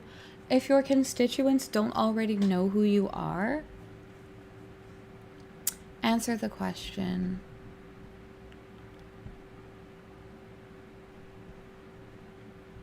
Because he didn't. There was no answer there. You're the son of an... And he spent like 3 different times trying to interrupt people and wasted time answering a question that wasn't pertinent to what to what was in his wheel, in his, how you say, whatever, you get it. Immigrants you've said came to America legally. I'd like to ask you about people brought to the U.S. without authorization by their parents. You've said providing temporary legal status for those children, DACA, is a draw for more illegal immigration. The program is currently frozen by a court. Should DACA recipients, so-called dreamers, keep their temporary status and stay? Should they be put on a pathway to citizenship, or should they lose their status and be deported? So when it comes to basic DACA and our dreamers, I do believe that there should be a pathway to... Okay, I know this is like kind of a thing that's floating around with like the whole, if you're brown and you're trying to pander to a white audience, they're just gonna dump you because it's so easy to dump the browns, you know? That's the whole point. Like, look, I'm not like them only works until they are done with you, right? Like, racist white people, colonizers, like to use and abuse people for their benefit. That's why their brains are being used to commit violence against people that they don't like, right? Like you're one of them that they don't like. You. Like, your party... Oh, wait, was that in Canada? Are you the ones who got, like, the massage parlor shot up, or was that in Canada? Oh, God, why are white people everywhere? citizenship, but for those who have basically been here for X amount of years. For those who have basically come recently, I do not agree, because some of them don't even have a court date until 2031, which would be 7-8 years down the road.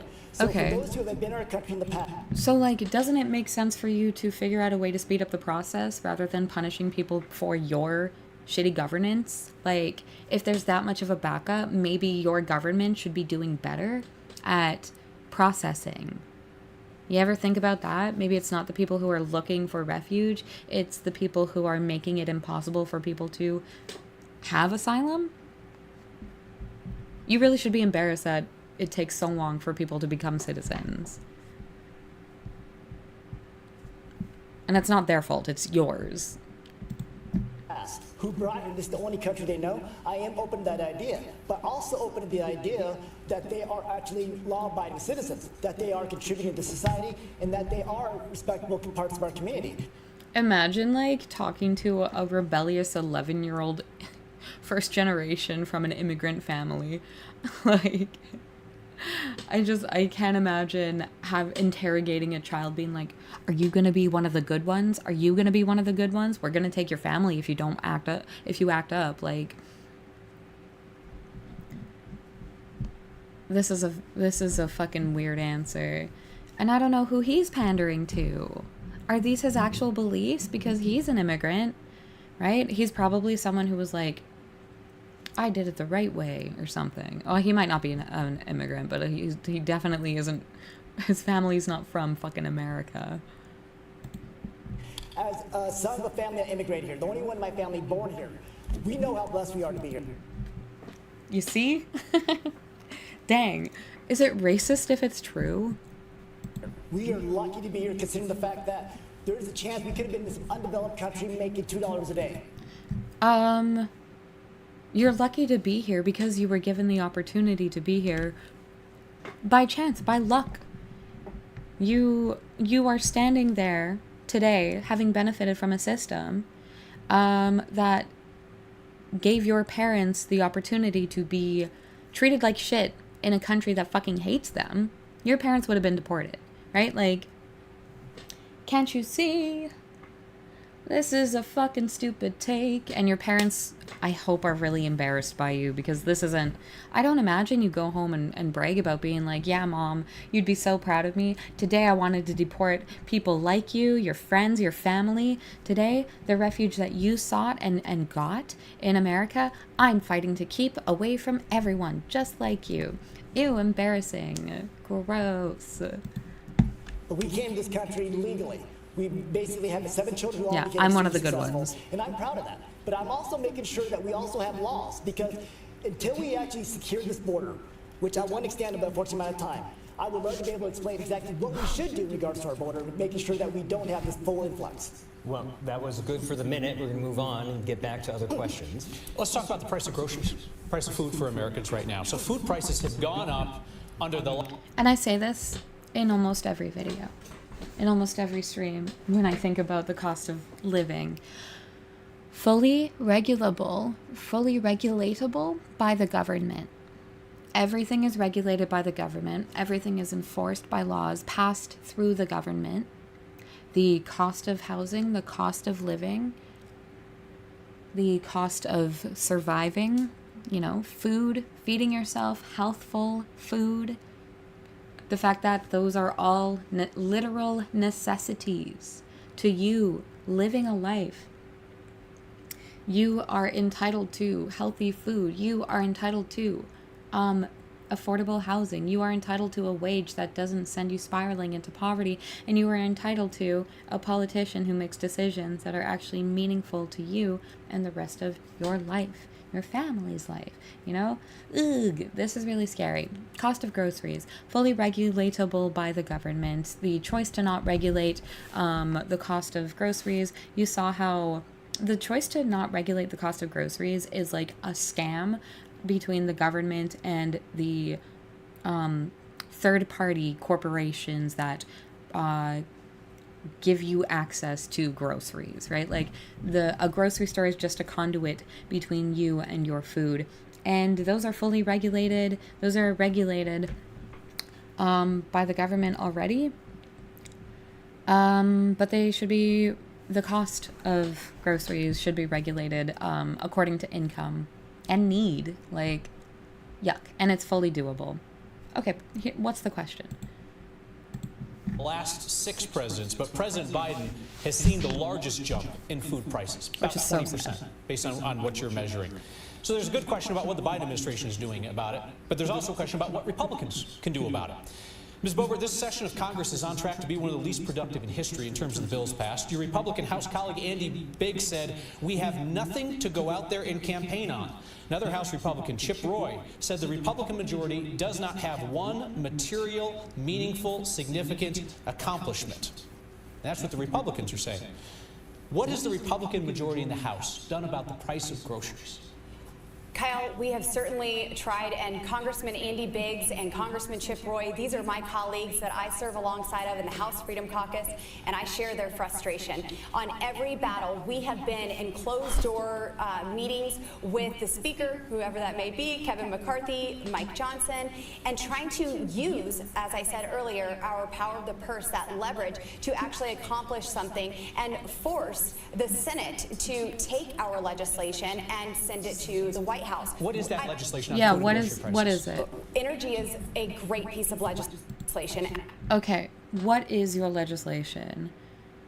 Because if you're going to say we gonna legislate, you need to be very specific about it. I would want to hear if my ideal legislation for the cost of groceries is on literally regulating an apple costs this, your fruit vegetable cost is this, or a grocery allowance to all people. It should be cost of groceries should be geared to your income.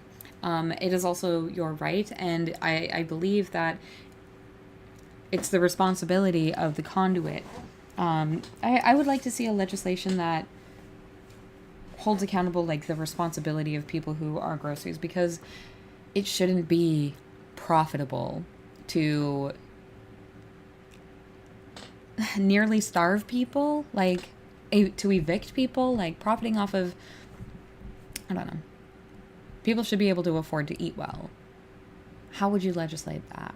I do think it would take time to think a little bit more about that, but I would like to see a legislation that talks about groceries geared to income, all things geared to income. Because then you have grocers being like, yo, you know what? I want people to be making $26 an hour so I can get their money.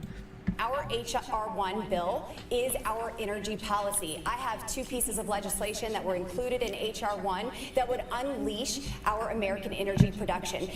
What does that have to do with grocery prices?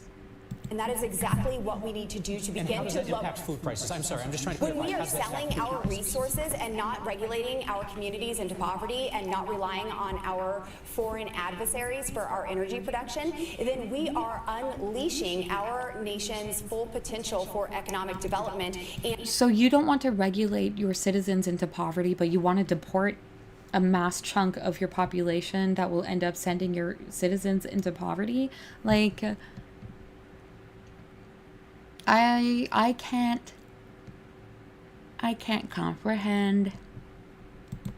and prosperity, and it would lower inflation. So this is No, it wouldn't. one huge step that we could do, but also take care of the reckless spending in Washington, D.C. Thank you very much. My On favorite what? part of the debate is asking each other questions here. We're going to start this off with Mr. Sonnenberg. You get to ask one of your colleagues here a question. You know, that opportunity. I love his face. He's like a little kid. He's like, kid in a candy shop. What's gonna happen here? A very good face to make indeed. I bet he was talking to his partner being like, babe, I can't wait for this. This is gonna be an absolute shit show. Don't you want to see it? Debates, Are asking you gonna each other watch me? questions here. We're going to start this off with Mr. Sonnenberg. You get to ask one of your colleagues here a question. The girl in the green is even like, she's got this big smile on her face being like, yeah, I can't wait. In Washington, D.C. Thank you very much. My favorite part of the debate is asking each other questions here. We're going to start this off with Mr. Sonnenberg. You get to ask one of your colleagues here Ew, a she's like question. frozen like that. You know, that opportunity arose at the That's so weird. She didn't move at Each other all. questions here. We're going to start this off with Mr. Sonnenberg. You get to ask one of your colleagues here a question. You know, that opportunity Weird. arose at the last, or at the very first debate, and I chose not to do a gotcha question to any of the other candidates. I'd rather talk about my issues, so I'm going to decline to send a question to any of my other opponents. Understandable. Again, I know at that debate you were told it doesn't have to be quote-unquote gotcha, but Why don't you... That's so weird. I'm gonna decline to question the people I surround myself with. Why? Yeah, like, why would you... Your questions can just be... Like, if you are informed about your opponent's background, your opponent's goals, your opponent's expectations for their run, you as a person fighting for your place in the politic should be questioning the goals of your opponents so that you have a better understanding of their idea of an ideal world or an ideal Colorado. District 4, and decide whether or not you agree with them, and explore your own answers to the questions that you're asking. it seems like you don't respect your colleagues enough to have an understanding of what it is that they do to push a little bit further. I'm disappointed. But I also imagine he doesn't have much to think about. I will accept the time back. Miss Flora, you may ask a question of someone else. Chair, you and I have always taken the higher ground. I only want to ask questions that deal with policy. So I do have a question. As we've talked about, Denver is being overwhelmed by tens of thousands of illegal immigrants. They're lured here by the promise of food, housing, cell phones, and even driver's license. You've been one of the few Republicans that has actually voted for driver's license for non-citizens. What is your thought about the responsibility that may play into incentivizing those desperate people to be coming to these cities? I would say, it almost makes sense for him to be like, yeah, non-citizens should have driver's license because that way you can track them and then deport them. I don't know his opinion on deportation. I actually can't remember. Oh, yeah, no, he's for it. There we go. I do remember. So dumb. I'm glad I let it leave my brain, but now we know. Great question, Deb, and thank you for asking, because quite honestly, I didn't think about it. Voting for that bill and supporting that bill was so we know where they're at. Yeah. We know who's here, what. Yeah, like that. That makes sense. It's like in Nazi times when they tracked the Jews. It's exactly like that. Why they're here and where they're located. We also, if you have a driver's license, then you're required to have insurance to drive. And that was important as well. But the main reason was specifically to make sure we know where those illegal immigrants are. Thank you, Mr. Sonnenberg. Mr. Holtorf, you have It's a good questions plan. of the candidate. Thank you. Appreciate it. It's a good plan. If you support deportation and you think it's fair to track the others in that way, do you have papers? No problem. Put the mark. Do you mind if we borrow your arm for a second? Appreciate the opportunity, and I will take this time to ask a question. In my 5 years in the state house, I passed 38 bills signed by the governor in a majority Democrat House and General Assembly. I know what it means for a bill to be passed and signed by a governor or president. So for Ms. Boebert, how many bills did you prime sponsor? I said 38 I prime sponsored, not co-sponsor, because you can co-sponsor post facto. Anybody can put their name on a bill after it passes. How many bills did you prime sponsor in the U.S. Congress that actually were signed by the President of the United States? So thank you so much, Richard. You know, it's interesting that you're touting the legislation that you have passed. Already her voice was really funny. And you know what, maybe it would be different if the tone of voice, because he was like, listen to this, you ready for this, bitch? And her tone is very like, let me tell you something, with her big finger out.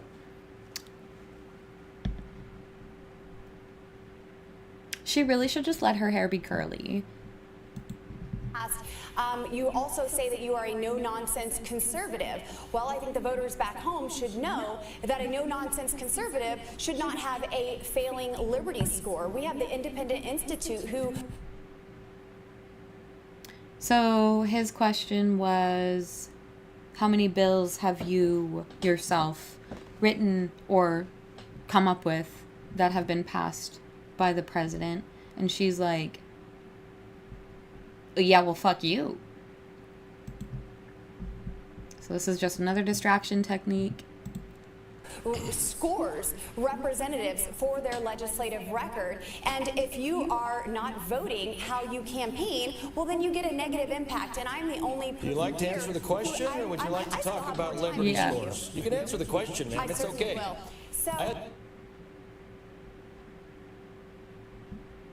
It's a very specific question. Please answer. One of my favorite pieces of legislation that has been signed into law is my Pueblo Jobs Act that creates at least 1,000 jobs in Pueblo, Colorado.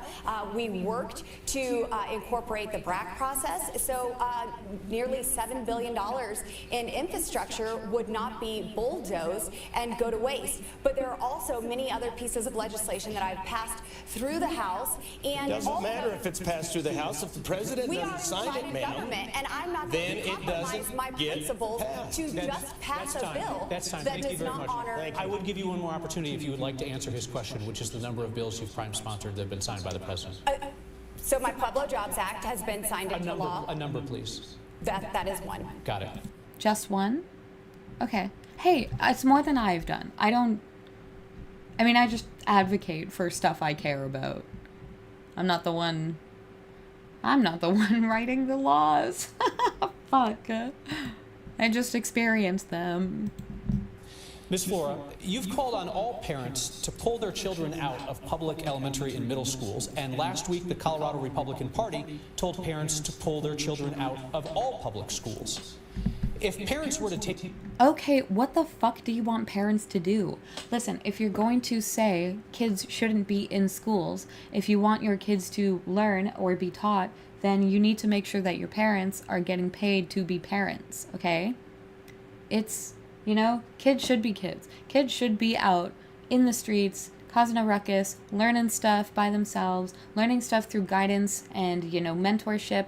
I would love to have there be organizations where science teachers get kids who are interested in science, and that organization is supported by money and they have houses. Teachers get to pursue the passion that they want to pursue in a way that affects children's lives positively in the long run, and in a way that is fully supported. I would love for parents to get paid to be parents so that they can actually spend time with their child, so that they don't lose out on any memories that your kids are ever going to have. All your children have, all that you have, are the memories that you shared with the people that you surrounded yourself with, the experiences that you had as a child. I would love for a law to be passed that gave parents the ability to parent. You gotta make sure people have the support if they're going to do that, though. You have to make sure people are supported. Legislated by them. Take your advice seriously and pull all the kids out of public schools. What would America without a public education system look like? The situation, Kyle, is I'm dangerous and uneducated. Dangerous and undereducated. Again, kids have a right to education. That's what we're told, right? Education is a right. Education is a requirement for people to be able to stand where she is. If she didn't go to public education, she went to private education, which again is a privilege, is the whole reason that she's standing where she's standing.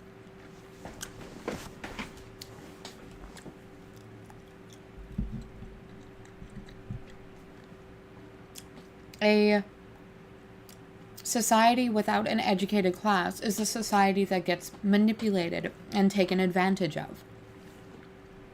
A society where politicians are advocating for your own stupidity and for your children's stupidity, advocating for your child's ignorance, is a very dangerous government, a very fascist-leaning government. Undereducation is stealing opportunity from your child to be president. Although, maybe undereducated people are our political future. Damn. Shit.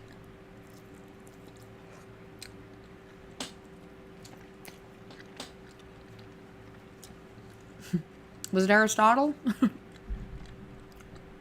don't know. John Stuart Mill? They're all the same to me. Something about... Yeah. There was this worry that the poor, once they get educated, they'll start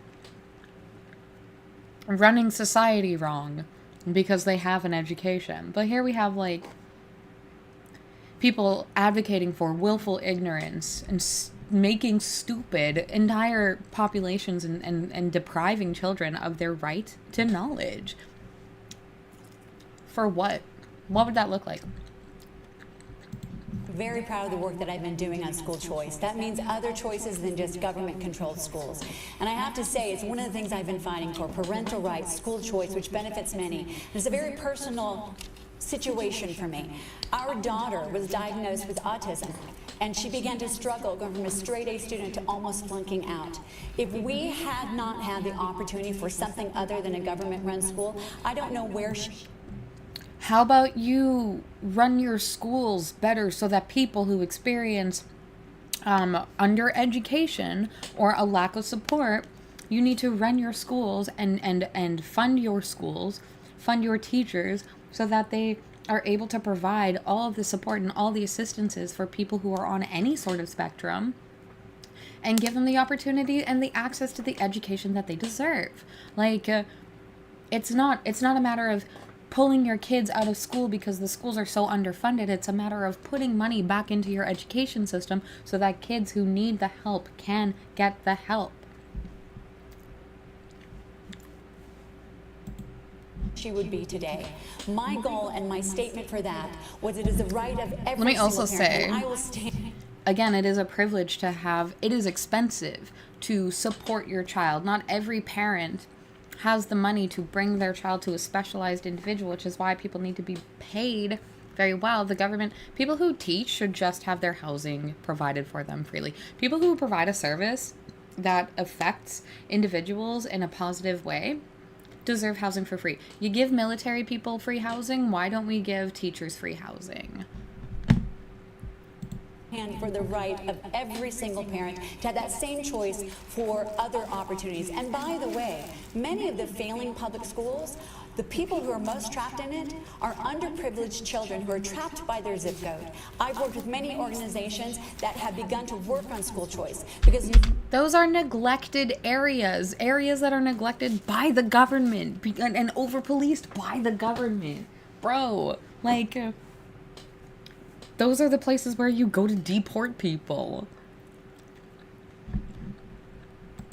no child should be without the opportunity to flourish and the right of their parents to choose the best education for them. So that's the work that I've done, and that was the vein. People can't afford private school. I was hopeful for an answer about what would happen if folks followed your advice and pulled all the kids out of public schools, but we'll leave that for another conversation. I'm very good at answering these questions. I answered the question, but it did take me more than a minute.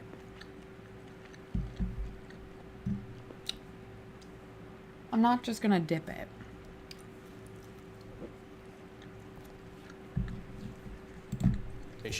Mr. Lynch, you resigned your position as House Minority Leader after your drunk driving arrest surfaced this year. And my question is not about what you did while drunk, which for anybody who missed it was speeding up I-25 at 90 miles per hour so fast a trooper thought that you were trying to race him. Then you reached for your gun during the traffic stop. You asked the trooper to call the State Patrol's lobbyist. Then you asked him to keep the arrest out of the media.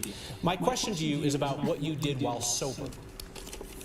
You did not disclose your drunk driving arrest to your Republican colleagues. I like the pause, when they too. were considering you for leader and electing you. What does that tell voters about your judgment? Well, thank you, Kyle, for that. I mean, I think this is a little bit of you guys being a little sore because you didn't catch this for, quite some time. This was all public knowledge, right? So I didn't disclose. The question about your elitist behavior, your drunken stupidity, your prick ass, you should be in fucking jail, isn't because they're sore about you and having just found this. That's information that's necessary for anybody to know about you. Any sort of individual who is in your constituency who lost someone to drunk driving, who, any cop who thinks it's inappropriate for any person who's pulled over to pull a gun on them, how are you not fucking dead? Like, are you only alive because you were recognized by the officer who pulled you over? What were you gonna do? Fucking shoot him, you loser? Like, this is a question that's being asked because Everybody deserves to know how you react to a situation.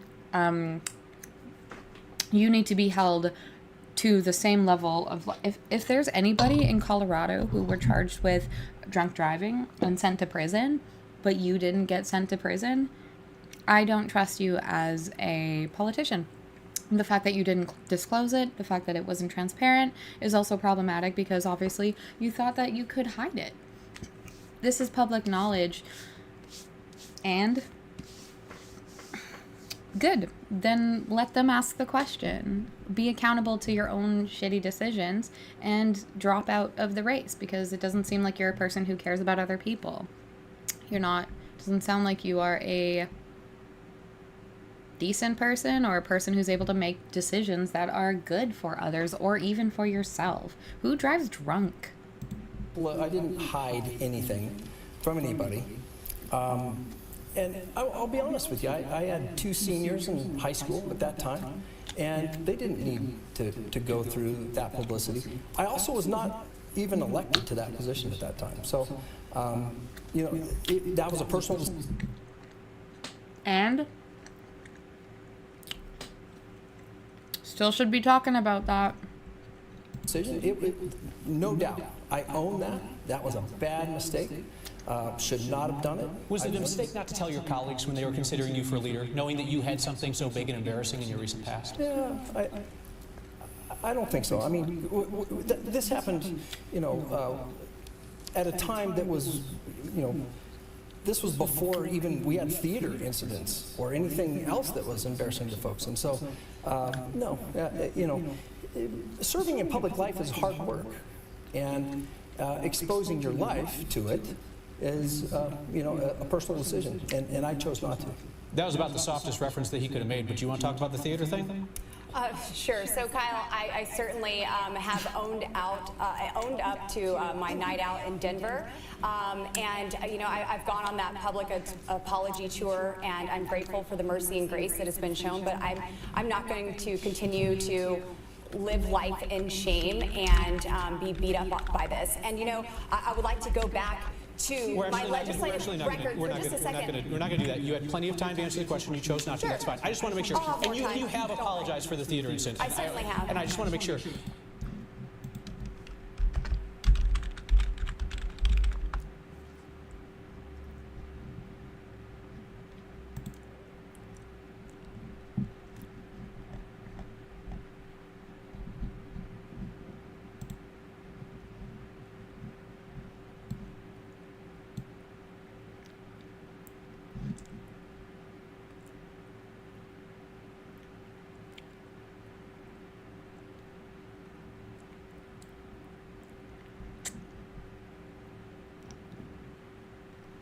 Ew.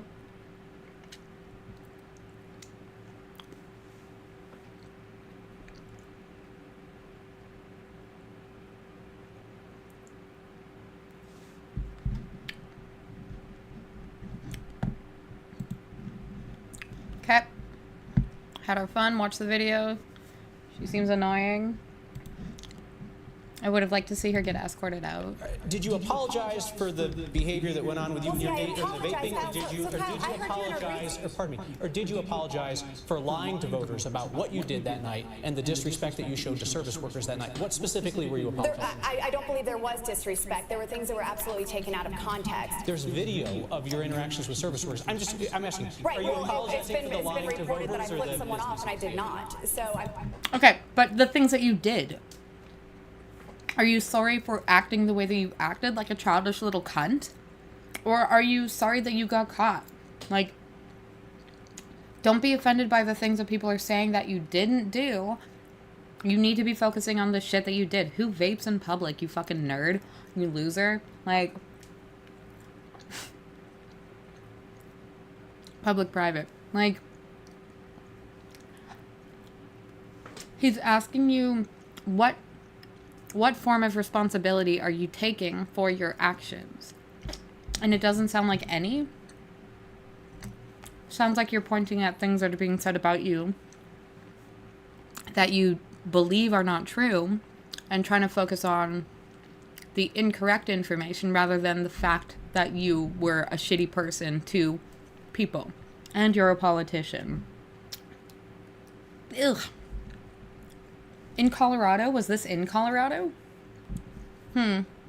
Gross. I mean, I think it's been very mischaracterized. All I did was shove service workers. They're just service workers. Getting footage and releasing that, and people seeing this in a very private moment. Certainly. It was very important to figure out whether you... I was having a temper tantrum in private. You guys shouldn't have seen that. You, like, were obnoxious to people around you in a public area. Doesn't seem private to me. Well, listen, you just had an interview recently with CityCast Denver. You just had an interview with CityCast Denver. You were saying how disgusting it is to record someone without their knowledge. Aw, baby.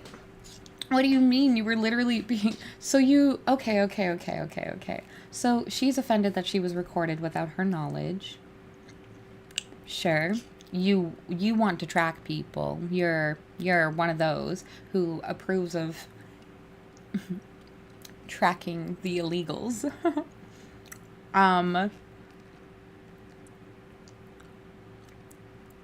It sounds like you wanted to get away with being a dumb bitch.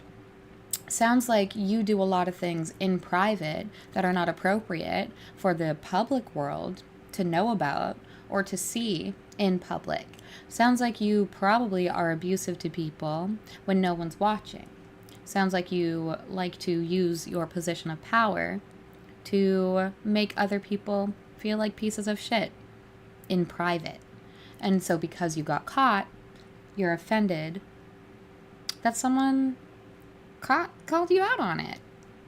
Your inappropriate behavior in public and in private do matter when it comes to being someone who's going to make decisions for the same people you abuse. I wouldn't want to vote for someone who sucked like you. He was disappointed, so I don't know if you could hear the split between the two. She got offended because someone was recording her doing stupid shit, and he was like, we just want to know what you're sorry for, if you're sorry at all, and she did not answer that question. Let's talk about the use of earmarks in very Congress. Same thing and released Members it to the request world. funding for pet projects. That's what an Fucking journalism, stupid.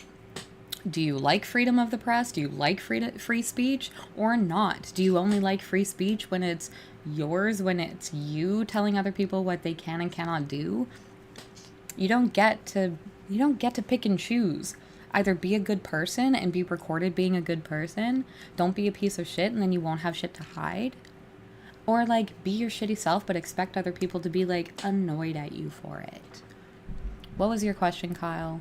This bitch needs to learn how to shut the fuck up. You were saying how disgusting it is to record someone without their knowledge. Let's talk about the And use you of did earmarks that in very Congress. same thing and released it to Members the world. request funding for pet projects. That's what an earmark Members request funding for pet projects. Little projects, okay. is, and some Republicans have rejected that process as like wasteful and corrupt and that kind of thing. Colorado's Republican Congressman, former Ken Buck, did not participate in earmarks. Retiring Republican Congressman Doug Lamborn did not use earmarks. Ms. Boebert, when you were elected to Congress, you said that earmarks were wasteful. You said they foster corruption. You said they're a way to buy votes, and then you decided to start using them too. So let me ask all of you, show of hands, please. Will you participate in the earmark process if elected to Congress? Absolutely. That is a yes from Mr. Lynch, It Mr. depends on next Holtorf. year's Pardon me, rules. please allow me to say Yes, sir. people's names, okay? Yeah. Mr. Lynch, Mr. Holtorf, Mr. Sonnenberg. A no on earmarks from Mr. Yu. It and depends. It depends from Ms. Flora. Okay. So I wanted to ask a follow-up question on the issue of earmarks, Ms. Boebert. You've repeatedly taken credit for projects in Colorado that you asked for funding for, but then you voted against the bill in the end. Bridge over the Roaring Fork River in Glenwood Springs, water treatment plant in Gunnison, I-70 interchange in Grand Junction. You're able to vote no and get the praise for voting no because you know that there are enough other Republicans who are willing to vote for those bills so they'll pass. My question for you is this, and just a short answer, it truly is a yes or no question.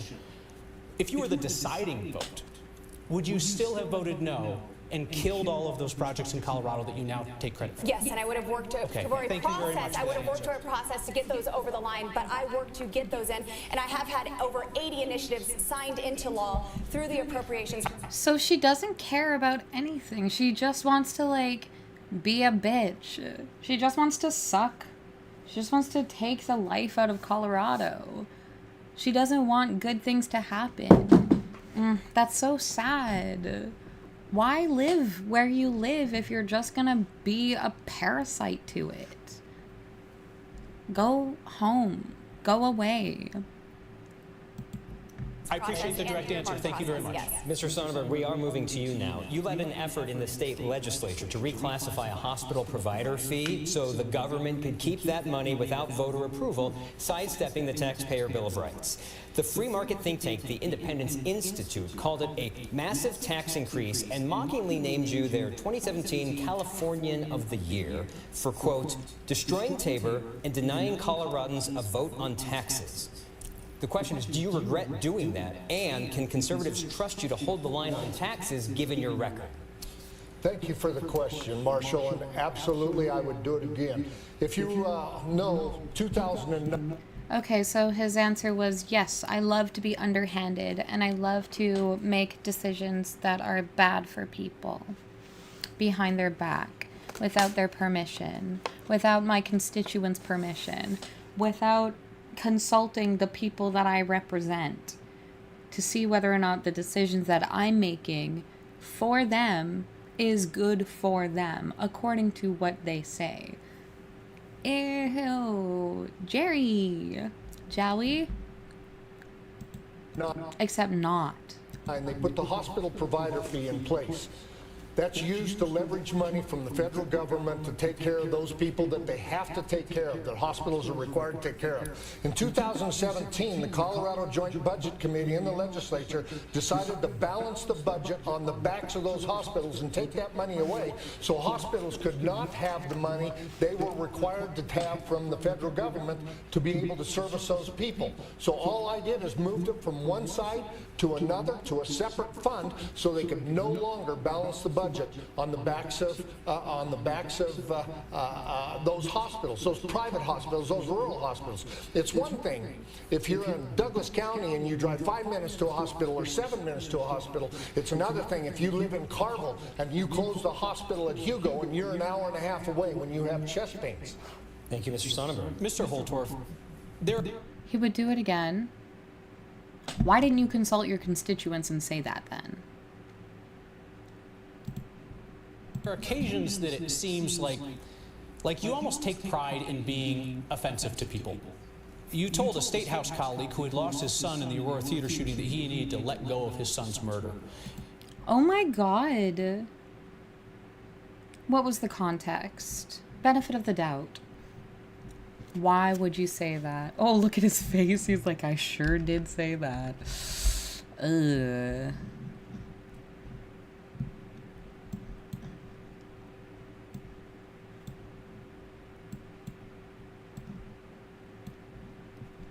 Is he embarrassed? You called a legislator of color buckwheat during a floor debate. You suggested that people with disabilities are like people who took the risk of running with the bulls in Pamplona. And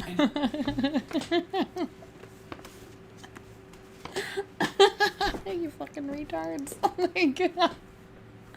What a polite way to say that. Wow. you suggested that Miss Boebert dresses like a prostitute. I mean, those aren't her colors, but she doesn't look like a hoe. She definitely... No, because so many Listen, the prostitutes that I know, these sex workers that I know, got their shit on lock. They're good. They know their color palette. They're very beautiful, very confident in themselves. God, and like Boebert dresses like she can't afford to dress like a prostitute. Like, I know I end it with like a lot. I need to stop. Do you regret saying any of those things? And why do you talk to people like that?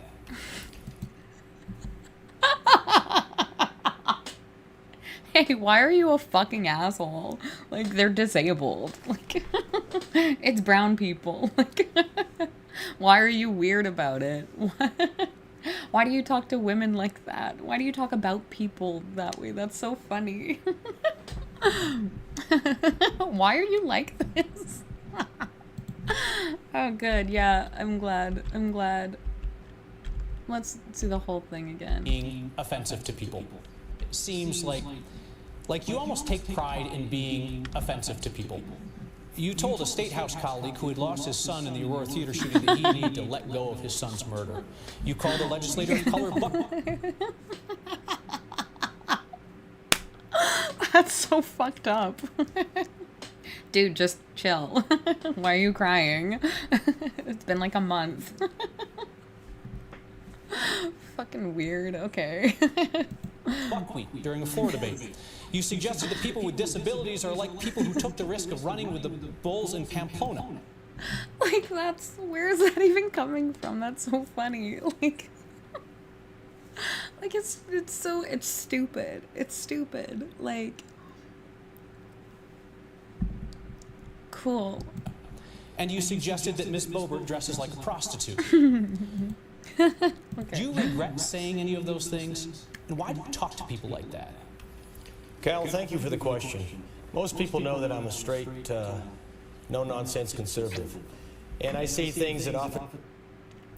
Being a straight, no-nonsense conservative doesn't mean you call people retarded. It doesn't mean you be fucking racist. Conservative isn't racism. Conservatism isn't racism. It isn't hating people with disabilities. It isn't being weird about women, okay?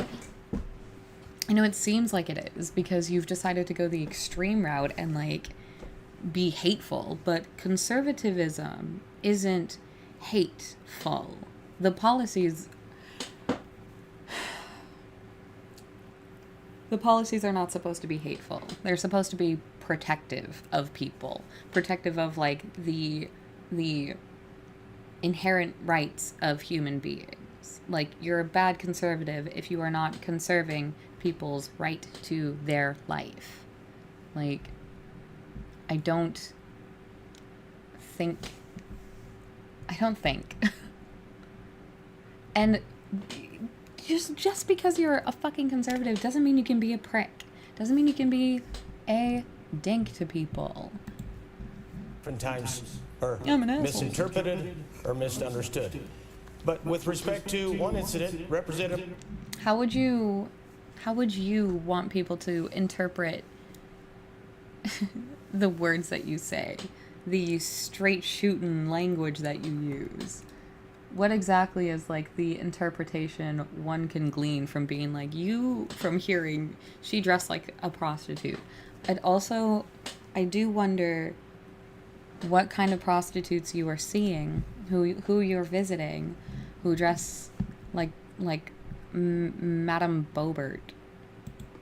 Ortiz, who I was talking to, Eastern Texas country boy, Eastern Colorado country boy, we're friends. We serve as co-chairs in the State House on the Veterans Caucus, brothers in arms. So Okay. he was not offended by that comment.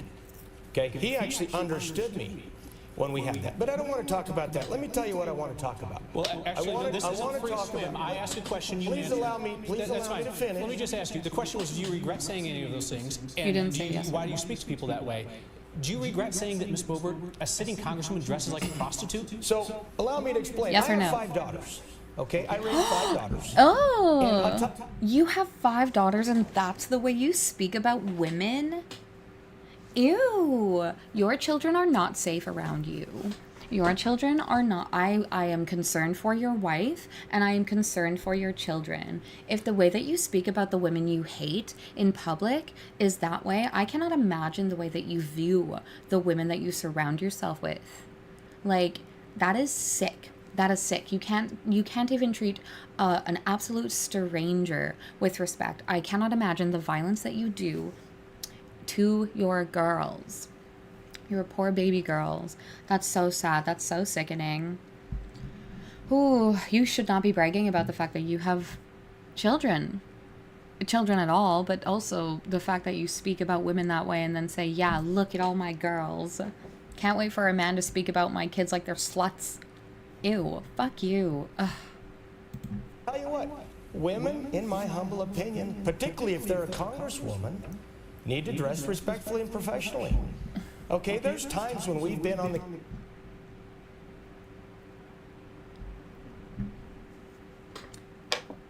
What does that mean? What is respectful and what is professional to you? What exactly is unprofessional about Boebert's outfit right now? And what exactly is unprofessional about any of her outfits? Now I get it. I definitely said it's an ugly outfit. It is an ugly outfit. She needs to do better. She can do better. She deserves to do better because she's got, it looks like she has really beautiful curls. That hair is not naturally straight. You can see that's not naturally straight. Like, unless she put too much volume in her hair, in which case it just doesn't work for her. It's not a good cut on her. She doesn't know how to dress well. And that's fucking fine. I don't like her personality, but I do not like the disrespect that this man is showing her by calling her a fucking prostitute. Not only that, but I do not appreciate the way that he weaponizes sex workers to attack another woman. I think that's fucking disgusting. I think that is misogynistic. I think that is anti-poverty. I think that is anti-poor. It's not anti-poverty, it's anti-the poor. I think it's anti-human being. Like, that's so gross of you to use a vulnerable class of people to say, ew, you ugly bitch, you look like a whore. Like, gross. Gross, icky. This is such a fascinating debate because I'm really fucking getting to know these people on like a spiritual level, a value level. Gross, your poor kids. Boebert, I'm sorry that he used other women going through doing sex work to make you feel less, and also you gotta work on your color palette. That color orange is not good on you, and it clashes with that pink. Let me dress you, please. The campaign trail. Thank you. That's time. Ms. Boebert, would you like to quickly respond to Mr. Holtorf's dress code for women? I don't think that I have a comment on his dress code. I'm happy with my clothing options, and I don't dress for half the tour or the whole Especially at the theater, right? You're really happy with those options. Oh, she was fucking... excuse the fuck out of me real quick. She was a bitch at the theater. And it had nothing to do with the way that she was motherfucking dressed. It had to do with her motherfucking actions. Who exactly do you think that you are to say, oh, you're dressed like a slut out in public, hey? That's disgusting. You're a fucking piece of shit. I hope, okay.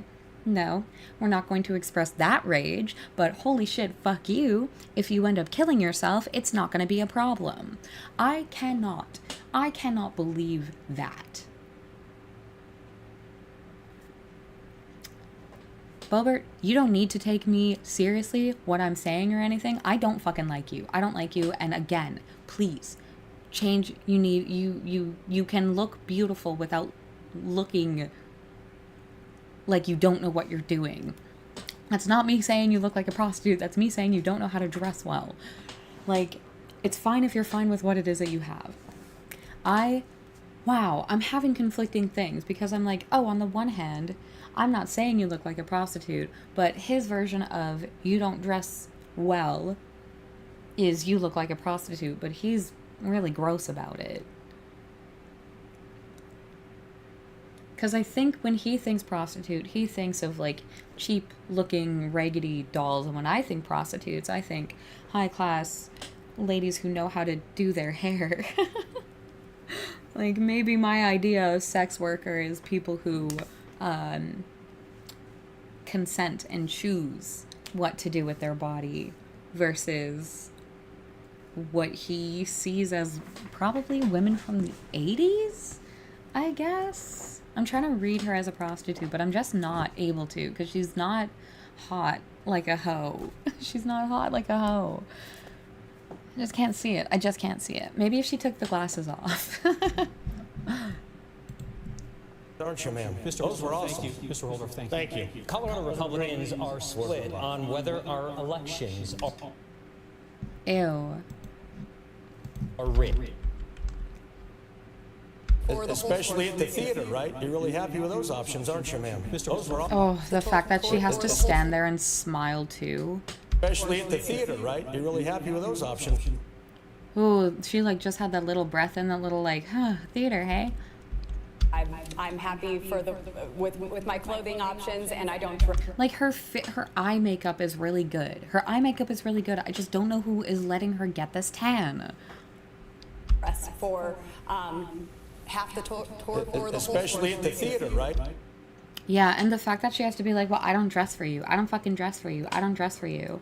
Like, God, and I know you don't dress for me. That's where like I'm like, fuck, I'm doing exactly, but I'm not doing exactly. And so here I am trying to rationalize me being like, you look bad versus using the misogyny that this man is using to undermine her existence as a woman. Like, yeah, she's got bad takes, but even if she wanted to dress prudishly or more slutty, and she was in a theater and she didn't even look like a hoe. Like, what are you saying, you freak? That's what I don't understand. Well, it's one of the things that I don't understand. Sorry that you had to go through this, and that you had to go through this on television.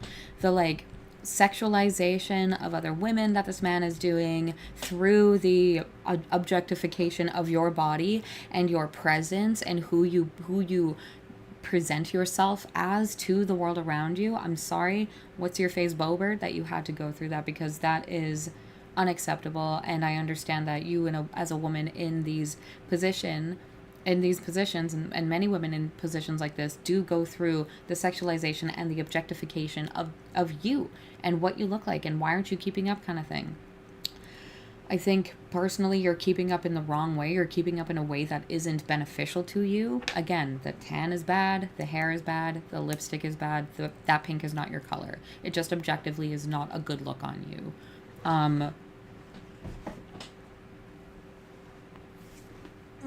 You don't have to listen to me. But I'm sorry that you had to go through on live television the gross language that was used against you, which I imagine he uses against his daughters as well, because you were not dressed like a hoe in the theater. And the way that you dress out in public is no one's fucking business. No one's fucking business. None at all. None at all. This man is like, if his girls ever came to him being like, Daddy, I was raped, he's gonna be like, well, what were you wearing? Were you wearing this long sleeve Were you wearing this long sleeve top while he took it from you? Shouldn't have been dressed like that. Should have been a little bit different. Sorry, baby, I voted for the bill. You have to have the kid. Ugh. This man is a bad man. Bad, bad, bad. Yuck, yuck, yuck. So he's out.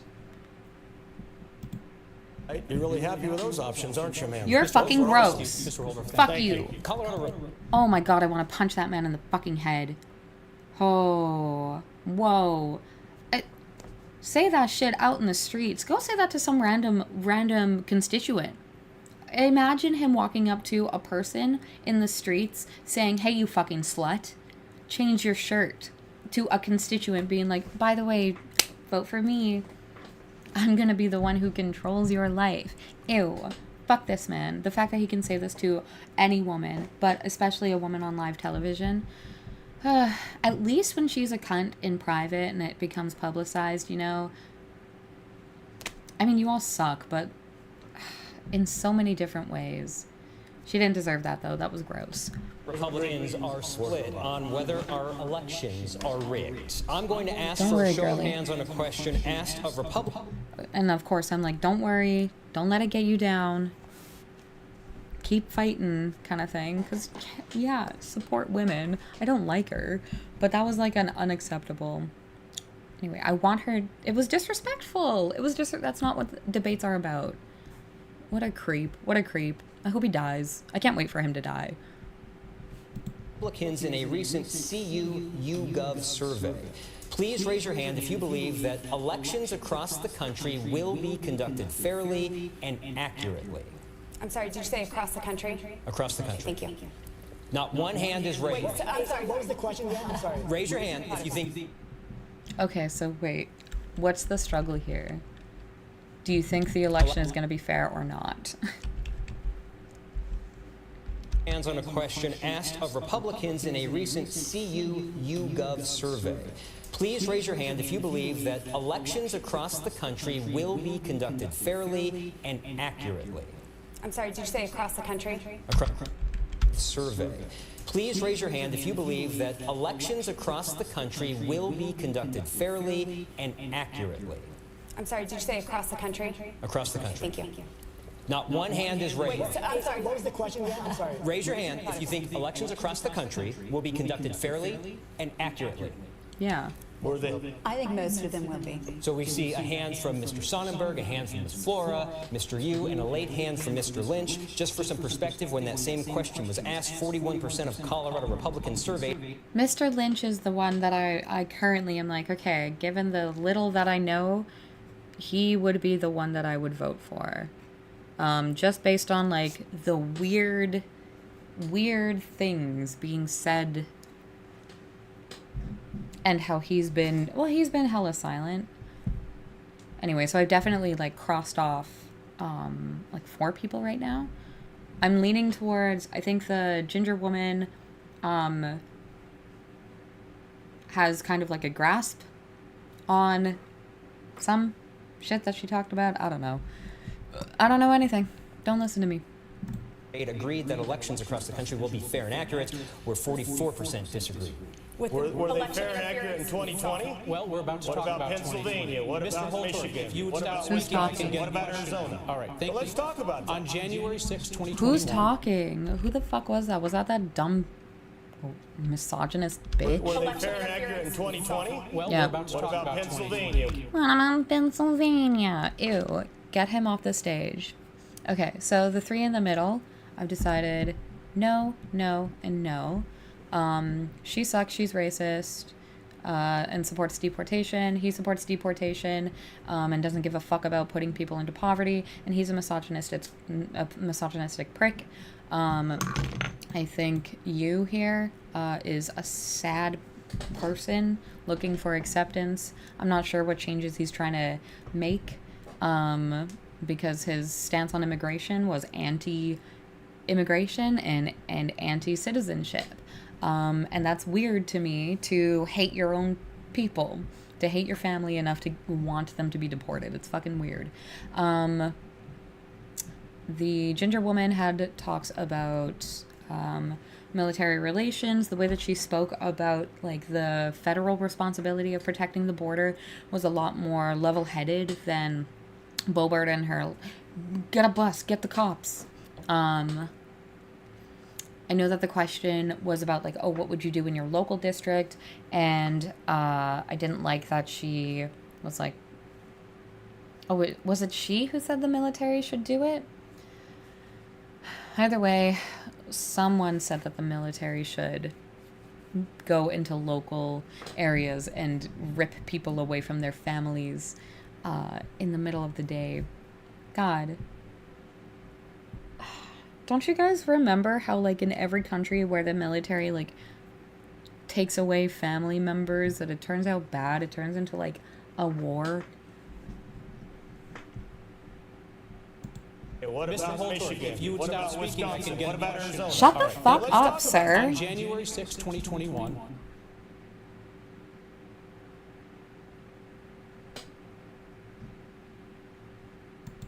after the pro-Trump mob that stormed the Capitol was cleared out, Congress reconvened to certify the election results. And this Boebert was one of 147 election Republicans results. who voted to overturn Certified election results. Certified pedophile. the election results. So I'm going to ask you each in turn, knowing what you know now, would you vote the same way that Ms. Boebert voted then to overturn the 2020 election results? And I'm going to start with Ms. Boebert. Knowing what you know now versus what you know then, would you change that vote or would you vote the same way? Please just say yes or no so we can get to that. Yes. Okay, thank you very much. Mr. Lynch, would you vote the same way? You would not have voted to overturn the 2020 election. Mr. Holtorf. No. Mr. Sonnenberg. No, I would not have voted to overturn the election. Ms. Flora. I would not have voted to overturn. Mr. Yu. No. All right. That's very funny. Because realistically, why would you vote to overturn the election, the 2020 election? Because it was what it was. It literally was what it was. The fact that she was so quick to be like, yes, I would still vote that way. I love that. I also love the composure of the yeses of the other 5. I think that's really funny. Makes Boebert seem a little much like a freak. Similar to her, yes. The yes is an outlier and not a good look, given the facts. Like, she seems unwilling to believe the facts as they are presented in front of her, which is problematic for any politician to ignore the truth and make decisions against fact. That is a really dangerous practice. So just for the record, Ms. Boebert voted to overturn the 2020 election. Objected She's the to only the one Electoral there. College certification. The only one up here who said that she would also make that same vote today. Let's do some more candidate questions, please. Mr. Lynch, it is your turn to ask another candidate a question. Well, Richard took all my thunder, but Let me step back. Go ahead. so I don't care what you say. All of this is public, Congresswoman. 0 bills passed, 24 votes missed, fewer comments, and I appreciate the fact that you've taken over my campaign slogan of delivering for Colorado. But can you tell me how you actually have delivered anything? Yes. For the state of Colorado? Thank you. That has been signed in and is actually actionable from what you've done. I understand that Democrat congressional campaign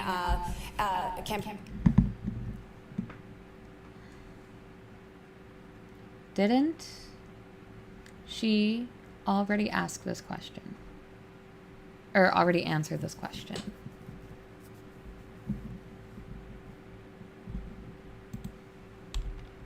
Democrat. Can you tell me how you actually have delivered anything?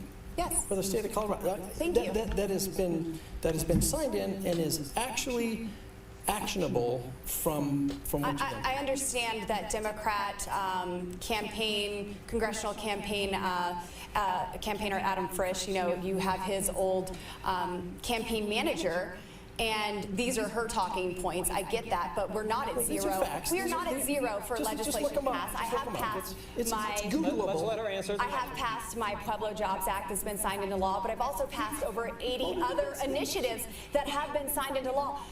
One single standalone bill is not the only way to get something signed into law. And I have over 80 initiatives that have been signed into law, whether that be through the amendment process, the appropriations process, or through the congressionally directed spending. And They are asking for specific examples, which I think it is not in this girl's favor to be talking, here's 80, without being specific, especially because I don't know how, well, I don't know anything, right? This debate is supposed to be educational for people.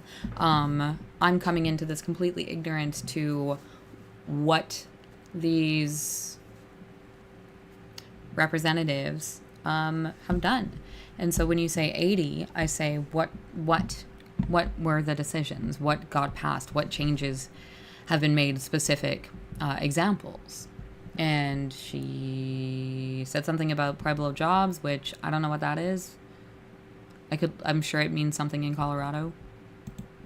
I have brought back almost $100 million in infrastructure and water projects to Colorado. Water storage in Rangeley, Colorado, $5 million there. I have advocated for the South Bridge in Glenwood Springs, Colorado for 3.5 years, and they were able to get a huge chunk of money, and the former mayor came to my office to thank me for my work in ensuring that that was done, and also the congressionally directed spending that went prior to that. We got another minute of something you wanted to answer, and Mr. Lynch gave you the opportunity to do that. Mr. Yu, your question for another candidate. Cool. So I believe in taking a high road like Mr. Sonnenberg does as well, but I feel like I need to justify one of my previous answers. And this is regarding, I knock on about 500 doors a day. I've spoken to almost 40,000 people. Is this a Ask a The one question. question I have is for Lauren Boebert. I'm surprised that 90% of the people out there don't know any of the candidates, and that includes Lauren, which is a surprise, which I guess not because she's not really part of this district or have a connection. But what worries me is because I said, I don't like his voice. earlier, I do feel the seat's in jeopardy. The reason why is because unaffiliates You're not asking a question. Ask a fucking question. and even moderate-leaning constituents do not know you, don't like you, and are you ever going to make an attempt to talk to anyone outside the Republican Party? Don't know me or don't approve of me, because those are two very different things that you're saying. Okay, so basically it's actually it's one and the same because they don't know you, and the ones that It do sounded know like you, the question was, are you going to talk to anybody outside the Republican Party? Absolutely, and I do on a regular basis. I enjoy meeting with people. I have lived a That is a wasted question. That's a waste of a question. That's such an easy answer. Hey, Vegas. Hey. Stop. Stop. Stop.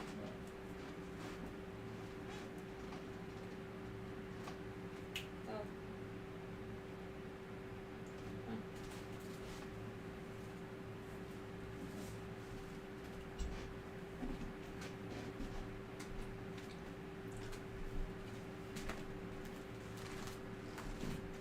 No. Can't be eating that. a life of service, from McDonald's to serving people through my church in the local jail, these at-risk women. Maybe she just had too much to drink. There's no reason for you to be a bitch in public if you've worked in the service industry. And also in my restaurant, I love engaging with people. That is my favorite thing in life. And so I absolutely do connect and bridge the unaffiliated and the Republican voters. That is why I've been able to successfully get bipartisan legislation passed through the House without compromising my principles, working with Senators Bennett and Hickenlooper even to have co-sponsoring legislation in the Senate for my initiatives. And my legislation comes from conversations with people in the district, meeting with county commissioners, even in blue counties or blue cities, meeting with their council members. And that is where my legislative ideas come from. And I put pen to paper and get them passed. Thank you, Ms. Boebert. You get to keep talking because you get the last question to another candidate. Sure. Peter, you and I are the only two here on this stage who have won a congressional primary. And, one thing that I really love and respect about you is the work that you were putting to talk to people that usually don't show up to a Republican event. I have lots of ideas on how to get more people to events, but you are doing a great job of going door to door and meeting with people one-on-one and talking about the issues. And so, Peter, my question to you would be, how do you intend to take all of that wonderful work that you're doing and communicating with unaffiliated voters and even Democrats and make promises that you would still not compromise any of our Republican Party principles? That's a great question. And the one thing I've always made clear is that I am a conservative. Everyone always asks me at the door, are you a Republican or are you a Democrat? And I'm proud to be able to say I'm a strong conservative Republican. But I also want them to understand that it's amazing when you have conversation. We all want the same thing, regardless of Republican or Democrat. We all want to make sure we have a good job, be able to put a roof over our head, be able to put food on the table, be able to take care of our friends and family. We all want the same thing. It's just a different ideology on how we accomplish those things. And it's amazing when you spend half an hour talking to a Democrat who's screaming at you in their driveway, how you actually mend those fences, and you're actually able to come to a conclusion that, guess what, we actually do want the same thing. And I don't have to compromise, because guess what? We all want the same thing. It's just an ideology of teaching people exactly how things do work. And that's what's great about this. I have been told 1,000 times, Peter, I had no idea. How come nobody ever told me about that? Making sure people just learn a little bit really does build a lot of fences. In the last 2 seconds, Peter, are we in an ice age currently? We are. Thank you all. We are. Are we not in an interglacial ice age right now? Yes. I did not expect us to end there, but it's time for closing statement. Do we believe in climate crisis? Peter, are you a liberal? Okay. You will each have 1 minute. The order would Again, she chooses stupidity.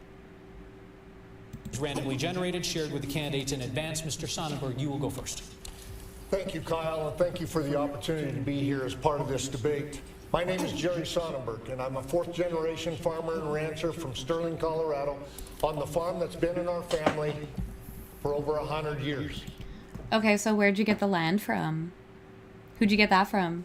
100 years? How much was it? How much do you make off of it? Who does the work? Who's putting in the effort? I live in the same house that both my father and I were raised in.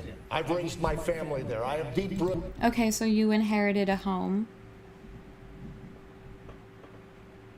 You never had to save up for your own spot. You've never rented before. In the community.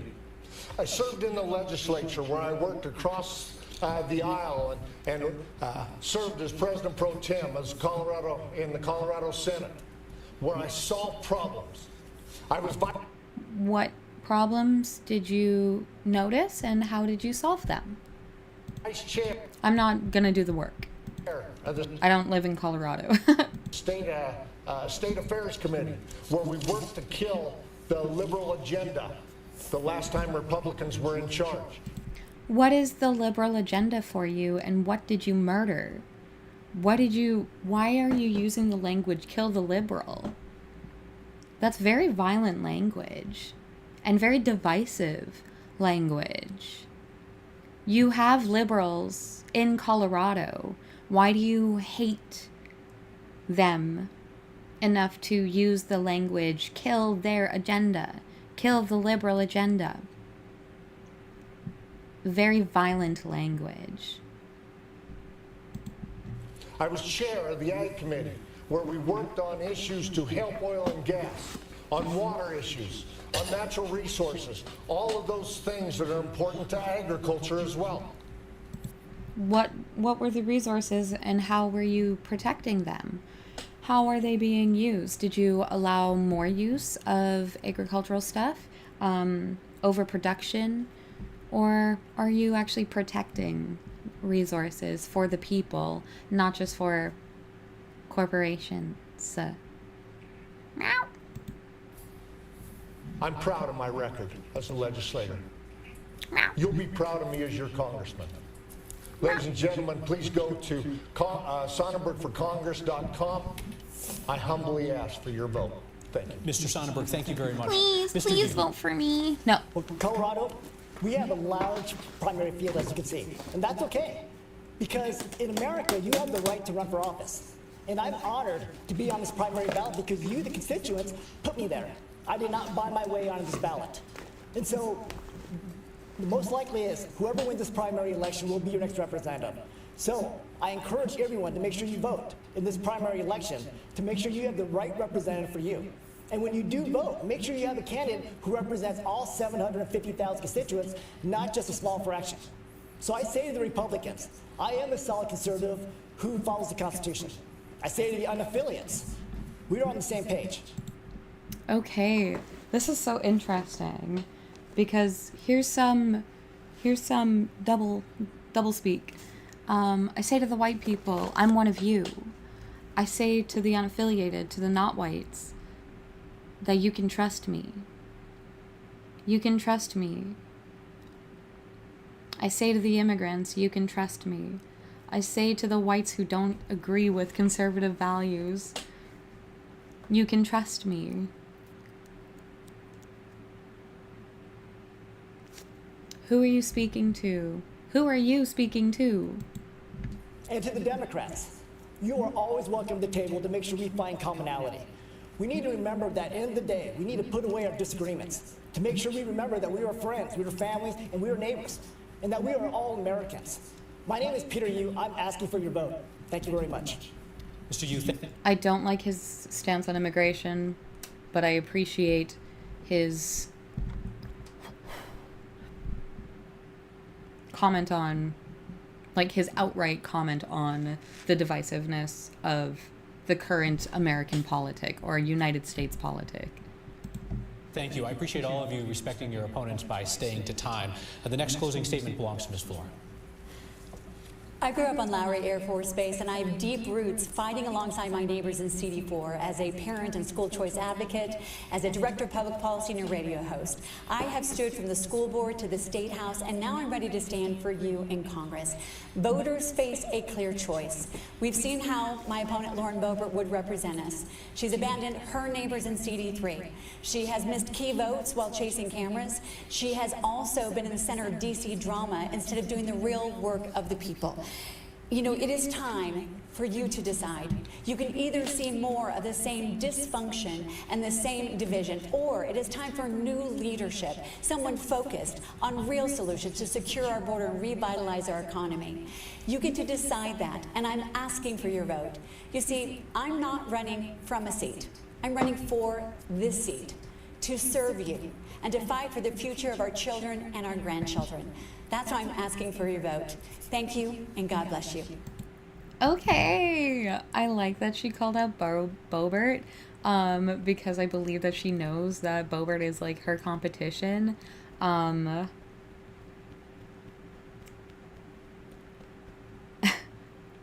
don't like that? Back to back. And it sounds like she doesn't feel like any of the men are her competition either, except to an extent where it's like they're just other people who you could vote for. But I think there's like a certain relationship to being a woman in the politic, being like, you don't need that one, you want me. Also, Boebert sucks. Yeah, so if I were to vote in Colorado District 4... Ms. Flora, thank you. Mr. Lynch. Well, thank you. Thank you, Carl. I'm torn between Flora and Lynch. Although I don't like his last name. Carl and Kyle and Marshall, we've had a checkered past, but I appreciate what you did tonight. Yeah, wait. Which was ask questions about policy. I also want to say that I do appreciate him being like, yeah, I fucked up.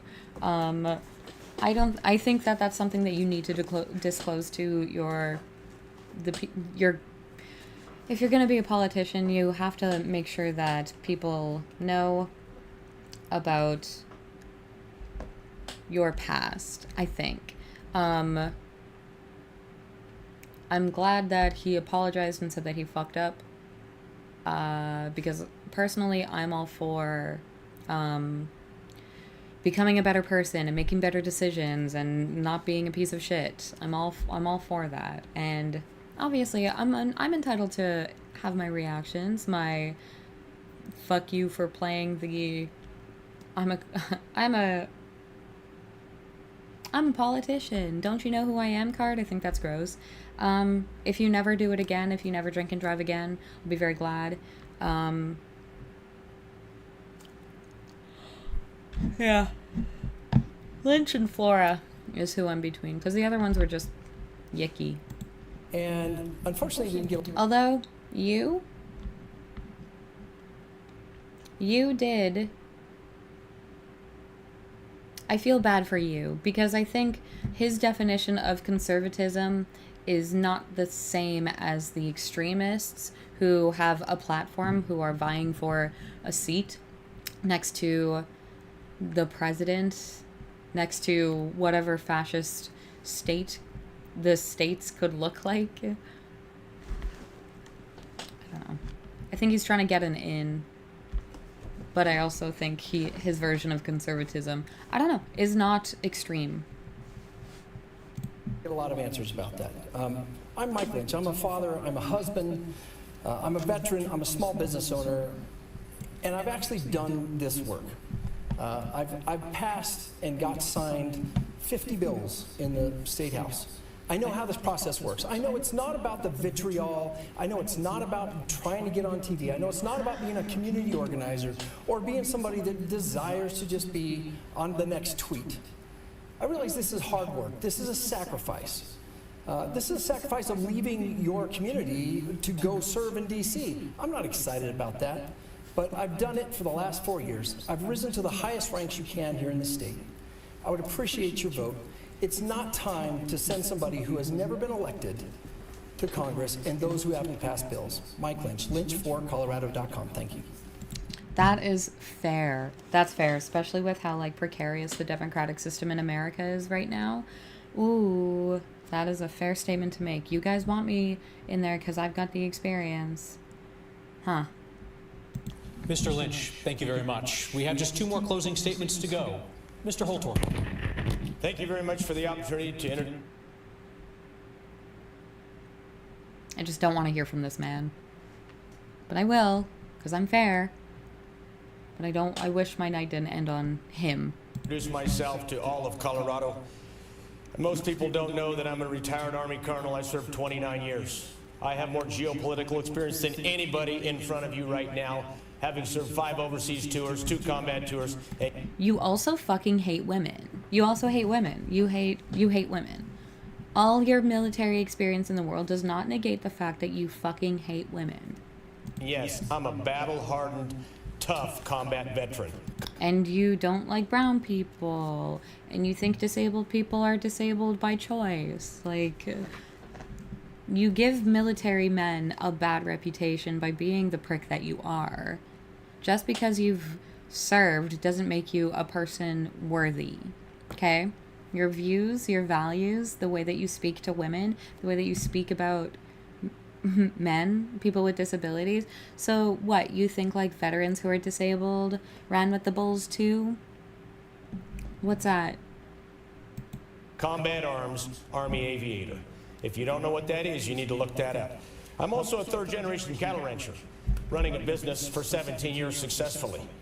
I'm also a businessman. I'm also the House Republican. Oh my God, I don't care. I don't care.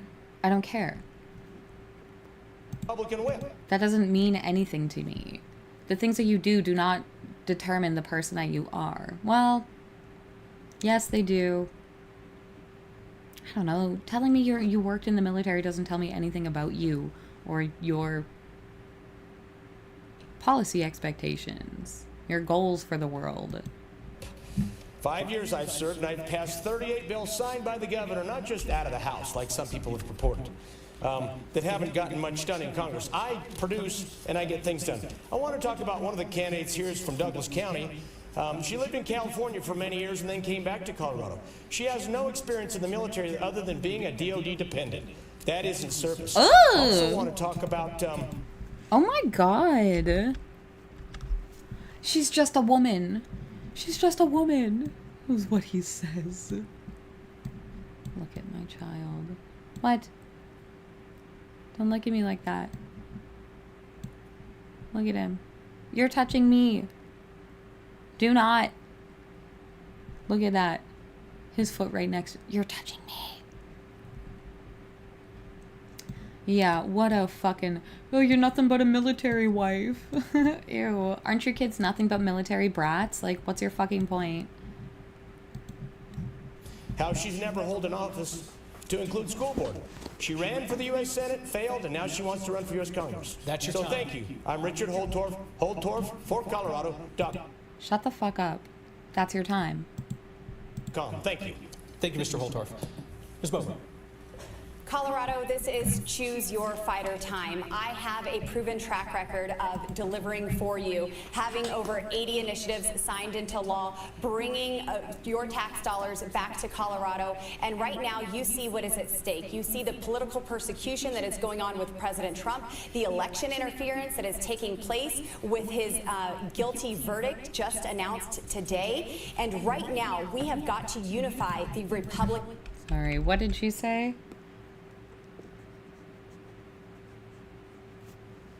and signed into law, bringing your tax dollars back to Colorado. And right now, you see what is at stake. You see the political persecution that is going on with President Trump, the election interference that is taking place with his guilty verdict. Okay, if he didn't want a guilty verdict to interfere with the election, then he shouldn't have done crimes. Don't do the crime if you can't do the time. That's literally, isn't that your fucking party's motto?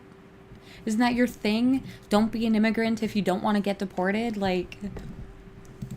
Just announced today, and right now we have got to unify the Republican Party. I understand that my opponents see me as their only opponent and will attack me. I will debate policy all day long, but we have more important things to focus on. Our farmers and our ranchers need us to get legislative work done. We need to get the wolves delisted federally. I have passed that out of the House, and we need to get that all the way through. We need to lower inflation. We need to bring back our energy jobs. We need to secure the southern border. I am your fighter to do all of that. I have earned How? top line on the ballot because I have been earning the votes of constituents in the 4th District, and I hope to earn yours tonight. God bless. Ms. Boebert, thank you very much. Thank you to all of our candidates for continuing the Colorado tradition where candidates show up to debate, don't duck challenging questions, and engage with each other about their differences. Thank you also to our small but mighty audience in a cramped studio tonight. A special thank you to the outgoing news director here at 9 News, Tim Ryan, who has spent 30 years in our newsroom. He has led our political coverage for well more than a decade, organizing countless debates and relentlessly advocating for the voting rights of they stand on the issue. Ballots for this race and the others hit the mail on June 3rd. Final day to vote in person in the primary is June 25th. If you missed any of this debate or would like to share it with others, it will be on demand on 9 News Plus, 9news.com, and the 9 News YouTube channel. For Marshall Zellinger and all of us at 9 News, this has been Decision 2024. I'm Kyle Clark. Good night.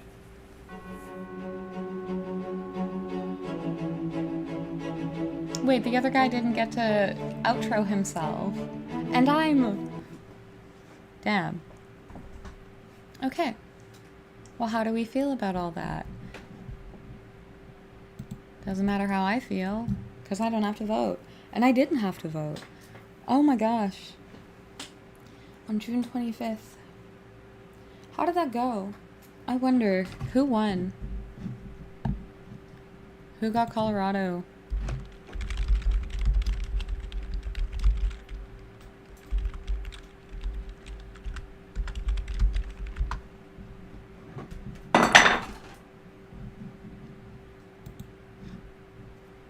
Who do you think? Who do you think got it? I want to say Flora. I want to say Flora got it.